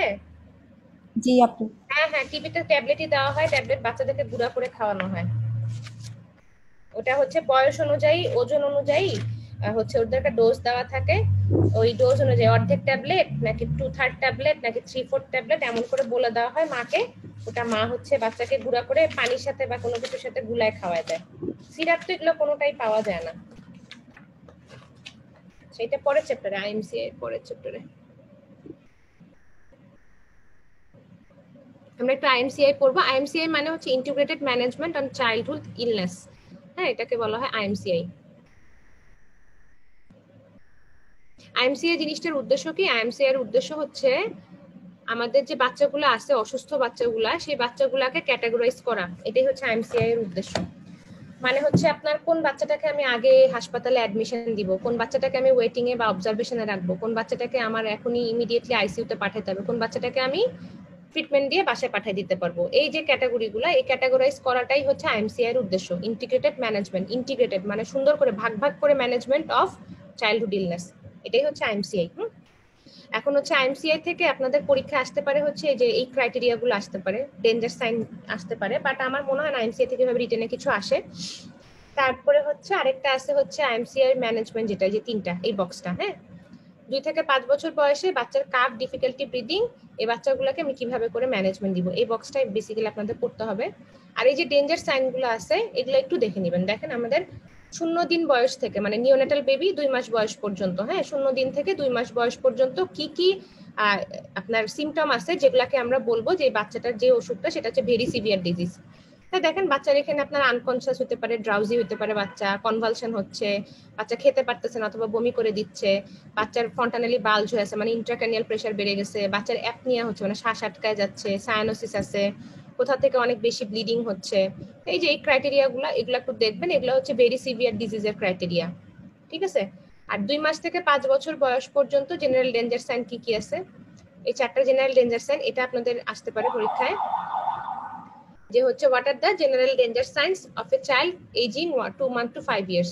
এটার মধ্যে আছে বাচ্চার আইদার কনভালশন হয়েছে অথবা কনভালশন এখনো হচ্ছে, বাচ্চা আইদার খুব লেথার্জিক অথবা বাচ্চা অজ্ঞান আনকনসিয়াস, বাচ্চা হচ্ছে খেতে পারতেছে না অথবা বাচ্চা খাইলে সব বমি করে দিচ্ছে, এগুলো হচ্ছে ডেঞ্জার সাইন। এই বাচ্চাগুলা জেনারেল ডেঞ্জার সাইন যেসব বাচ্চাদের আছে এই বাচ্চাগুলাকে ইমিডিয়েটলি হাসপাতালে আমরা ভর্তি করব। এটার উদ্দেশ্য এটাই যে এই বাচ্চাগুলোকে ভর্তি করতে হবে। 0 দিন বয়স থেকে 2 মাস বয়স পর্যন্ত এই ক্রাইটেরিয়া গুলো যদি থাকে এই বাচ্চাটাকে আমার ইমিডিয়েটলি হাসপাতালে ভর্তি করতে হবে। এই হচ্ছে আমাদের এই ডেঞ্জার সাইন পড়ার উদ্দেশ্য হচ্ছে এগুলা। এই গোলাপি বক্সটা পড়বেন, এই গোলাপি বক্সটা পড়বেন। এরপরে আসেন এই বক্সটা, এটা পড়লেই হয়ে যাবে। এটার মধ্যে বলা হয়েছে বাচ্চাকে আমরা কখন সিভিয়ার নিউমোনিয়া, কখন শুধু নিউমোনিয়া, আর কখন বলবো যে নো নিউমোনিয়া। এটা ক্রাইটেরিয়া কি? যে বাচ্চাটার হচ্ছে কোনো একটা ডেঞ্জার সাইন আছে, হ্যাঁ এই যে জেনারেল ডেঞ্জার সাইন যে কোনোটা আছে। নিউমোনিয়া হলে যে বাচ্চার খালি শ্বাসকষ্টই হবে তা না, নিউমোনিয়া হলে কিন্তু বাচ্চার কনভালশনও হইতে পারে, ফেব্রাইল কনভালশনও হইতে পারে, বাচ্চা কিন্তু আনকনসিয়াসনেস হইতে পারে, বাচ্চা কিন্তু খাবার বমিও করে দিতে পারে, সবকিছুই নিউমোনিয়াতে হইতে পারে। তাহলে জেনারেল ডেঞ্জার সাইন যে কোনো একটা আছে বাচ্চার সাথে হচ্ছে বাচ্চা আপনার অনেক স্ট্রাইডর হচ্ছে, মানে স্ট্রাইডর মানে যে আওয়াজটা হয় রেসপিরেটরি যেটা অবস্ট্রাকশনের আওয়াজ, স্ট্রাইডর হচ্ছে, এবং অক্সিজেন স্যাচুরেশন 90 এর নিচে কমে গেছে। এগুলো যদি থাকে তাহলে এই বাচ্চাগুলোকে আমরা বলবো সিভিয়ার নিউমোনিয়া অথবা ভেরি সিভিয়ার ডিজিজ। আমাদের কাজ হচ্ছে এই বাচ্চাটাকে সাথে সাথে 2টা অ্যান্টিবায়োটিক দেওয়া, হাসপাতালে নেওয়া অ্যাডমিট করা 2টা অ্যান্টিবায়োটিক দেওয়া, একটা হচ্ছে ইন্ট্রামাসকুলার জেন্টামাইসিন, একটা হচ্ছে ওরাল অ্যামোক্সিসিলিন, এই 2টা দিব। কনভালশন থাকলে ডায়াজেপাম দিব, আর যখন বাচ্চার যে রেসপিরেটরি অবস্ট্রাকশন আছে, উইজ আছে, সেটার জন্য আমরা সালবুটামল ইনহেলার দিব। গেল। তারপরে হচ্ছে বাচ্চাকে আমরা একটু সুগার টাইপের ফ্লুইড দিব, লাইক ডিএ অথবা ডিএনএস দিব, যাতে তার হাইপোগ্লাইসেমিয়া না হয়, কারণ এই বাচ্চাটা তার শ্বাসকষ্টের জন্য অনেকক্ষণ ধরে না খেয়ে আছে, তাহলে তাকে আমার সুগারটা দিয়ে তার হাইপোগ্লাইসেমিয়া প্রিভেন্ট করতে হবে। তারপরে এই বাচ্চাটাকে অবশ্যই এটা কমিউনিটিতে এগুলো করা হয়, কমিউনিটি হাসপাতালে, তারপরে নিয়ে গিয়ে হাসপাতালে ইমার্জেন্সি বেসিসে অ্যাডমিট করা হয়। এটা হচ্ছে ভেরি সিভিয়ার ডিজিজ বা ভেরি সিভিয়ার নিউমোনিয়ার ট্রিটমেন্ট। তারপরে আসেন যে বাচ্চাটার এগুলা কিছু নাই, ডেঞ্জার সাইন কোনোটা নাই, বাট বাচ্চার হচ্ছে রেসপিরেটরি রেট বেশি এবং সাথে যখন শ্বাস নিচ্ছে চেস্ট ডেবে ডেবে যাচ্ছে, এটা হচ্ছে চেস্ট ইনড্রয়িং আর ফাস্ট ব্রিদিং, এই বাচ্চাটার হচ্ছে আমরা বলবো নিউমোনিয়া আছে। ঠিক আছে, এখন হচ্ছে এই বাচ্চাটাকে কি করবো, একে আমরা কোনো ইন্ট্রাভেনাস অ্যান্টিবায়োটিক দিতে হবে না, একে আমরা মুখে খাওয়ার জন্য অ্যামোক্সিসিলিন দিব 5 দিনের, উইচ যদি থাকে সালবুটামল দিব, গরম পানি খাওয়াবো, তারপরে হচ্ছে মধু খাওয়াবো, যেগুলাকে বলা হয় হচ্ছে রিমেডি, কাফ রিমেডি, সেগুলো দেওয়া হবে। তারপরে হচ্ছে এই বাচ্চাটাকে আমরা আবার ফলো আপে রাখবো, যদি দেখি যে তার 2 সপ্তাহের বেশি ধরে এরকম শ্বাসকষ্ট, ঠান্ডা, সর্দি, কাশি, জ্বর থাকতেছে, তখন তাকে আমরা টিউবারকুলোসিস বা অ্যাজমার জন্য অ্যাসেসমেন্ট করব। তারপর মাকে ডেঞ্জার সাইন গুলা বলে দিব, ওই যে জেনারেল ডেঞ্জার সাইন যেগুলো, ওগুলো মাকে আমি জানাই দিব যে মা যদি কখনো দেখেন আপনার বাচ্চার খিঁচুনি হচ্ছে, মাথা ফুলে গেছে, তারপর হচ্ছে আপনার বাচ্চা খাচ্ছে না, অজ্ঞান হয়ে যাচ্ছে, তাহলে আপনি সাথে সাথে হাসপাতালে ফেরত আসবেন। তাহলে মাকে জেনারেল ডেঞ্জার সাইন সম্পর্কে জানাই দিব। তারপরে হচ্ছে 3 দিন পরে এমনিতে একটা ফলো আপে আসতে বলবো, তাহলে 5 দিনের ট্রিটমেন্ট দিব, দিয়ে আমি 3 দিন পরে ওকে ফলো আপে আসতে বলবো, গেল।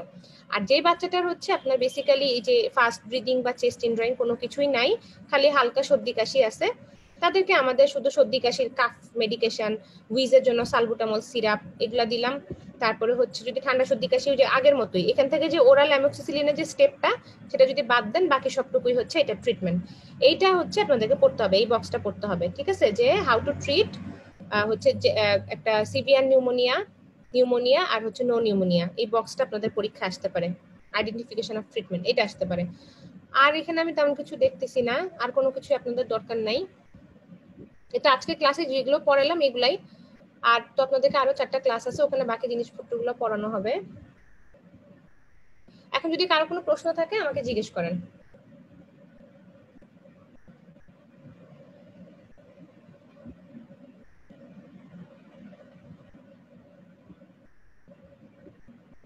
আমি যেগুলো পড়াইছি এগুলো পড়লেই হবে আপনাদের রিটেনের জন্য, অসুবিধা নেই। আর এক্সট্রা কিছু কথাবার্তা যেগুলো বলছি ওগুলো আপনাদের ইসের জন্য লাগবে আর কি, আপনাদের যখন ভাইবা হবে ফাইনাল প্রফে তখন আপনাদের ওগুলো কাজে লাগবে আর কি।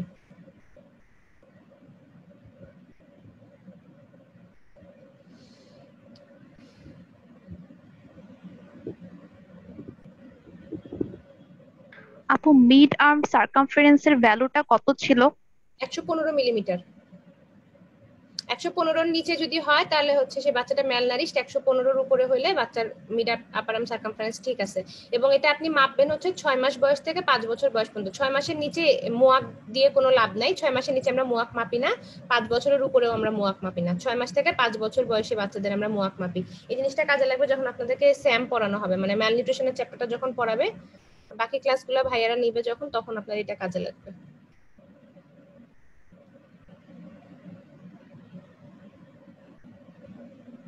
ম্যাম মাইলস্টোনের যেগুলা আছে সেগুলা কি আমাদের পড়া লাগবে? মাইলস্টোনস অফ ডেভেলপমেন্ট আপনাদের রিটেনে আসে, আমি তো আসতে দেখি নাই, ওগুলো লাগবে না, রিটেনের জন্য লাগবে না।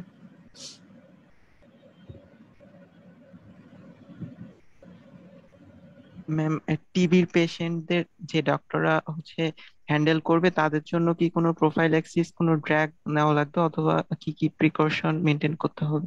আচ্ছা, টিবি প্রোফাইল্যাক্সিস আপনার নেওয়া লাগবে না। ব্যাপারটা যেটা সেটা হচ্ছে আমরা সবাই হচ্ছে আমাদের বিসিজি ভ্যাকসিনেশন দেওয়া আছে, ঠিক আছে। এখানে এরকম কোনো বিষয় না, যেমন আমরা হেপাটাইটিস যখন আমরা ডাক্তাররা আমরা কি করি, আমরা সবসময় হেপাটাইটিসের একটা টিকা নিয়ে নিই, তাই না, আমরা সবসময় বুস্টার নেই, হেপাটাইটিসের ভ্যাকসিন নেই, কারণ যেটা হয় এখানকার অ্যান্টিবডি টাইটারটা কমে যায়। কিন্তু বিসিজিতে এরকম হয় না, আমরা যারা বিসিজি টিকা নিছি আমরা হচ্ছে লাইফ লং ইমিউনাইজড বিসিজির জন্য, মানে টিবির জন্য। আমাদের যারা আমরা নর্মাল লাইক ধরেন আমরা তো কোনো আমাদের অ্যান্টি ক্যান্সার ড্রাগ খাই না, আমরা কোনো স্টেরয়েড খাই না, হ্যাঁ, আমরা কিন্তু ইমিউনোসাপ্রেসড না। যার একটু মিনিমাম ইমিউনিটি আছে তারাই কেউ ইনফেক্টেড হবে না টিবি থেকে। তবে টিবির এখানে প্রোফাইল্যাক্সিসের একটা কথা বলা আছে, আপনি যখন বইটা খুলবেন, এটা আপনাদেরকে আমি পড়াইনি বাট বলে দিই, সেটা হচ্ছে আইসোনায়াজাইড প্রিভেন্টিভ থেরাপি বলে একটা জিনিস লেখা আছে বইয়ের মধ্যে, টিবি চ্যাপ্টারেই আছে, দেখেন বিলো 5 যে বাচ্চাগুলো আছে, 5 বছরের নিচে বাচ্চাদের বডির ইমিউনিটি স্ট্যাটাস একটু পোর থাকে, তাহলে 5 বছরের নিচে কোনো বাচ্চা যদি একটা টিউবারকুলোসিস অ্যাক্টিভ টিবি পেশেন্ট, মানে যা স্পুটাম পজিটিভ, যাদের স্পুটাম দিয়ে এখনো ব্যাকটেরিয়া বের হচ্ছে, এরকম কোনো পেশেন্টের এক্সপোজারে আসে 5 বছরের নিচে বয়সের কোনো বাচ্চা, তখন তাকে আমরা একটা প্রিভেন্টিভ বা প্রোফাইল্যাক্সিস থেরাপি দেই। ওটার নাম হচ্ছে আইসোনায়াজাইড প্রিভেন্টিভ থেরাপি। এখানে শুধু আইসোনায়াজাইড ওরালি খাওয়ানো হয় 6 মাস। ওইটা হচ্ছে 5 বছরের নিচে বাচ্চাদের জন্য প্রোফাইল্যাক্সিস আছে এক্সপোজারে গেলে, কিন্তু 5 বছরের উপরে সবাইকে ধরে নেওয়া হয় যে আমাদের সবার ইমিউনিটি ভালো আছে। আপনি যেটা বলতে চাচ্ছেন আমি বুঝতে পারছি কোশ্চেনটা, যে ওয়ার্ডে যখন আমরা টিবি পেশেন্ট হ্যান্ডেল করি তখন আমাদের কি করা উচিত।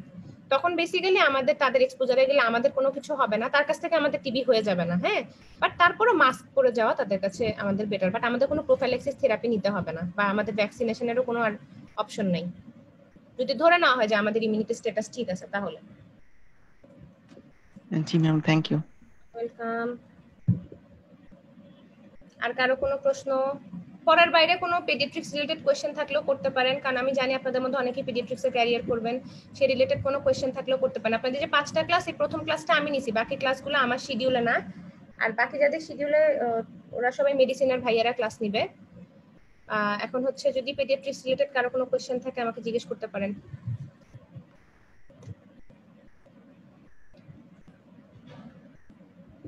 আর পড়বেন হচ্ছে শুধু আবিদ মোল্লা স্যারের বই পড়লে যথেষ্ট, আর কিছু পড়া লাগবে না।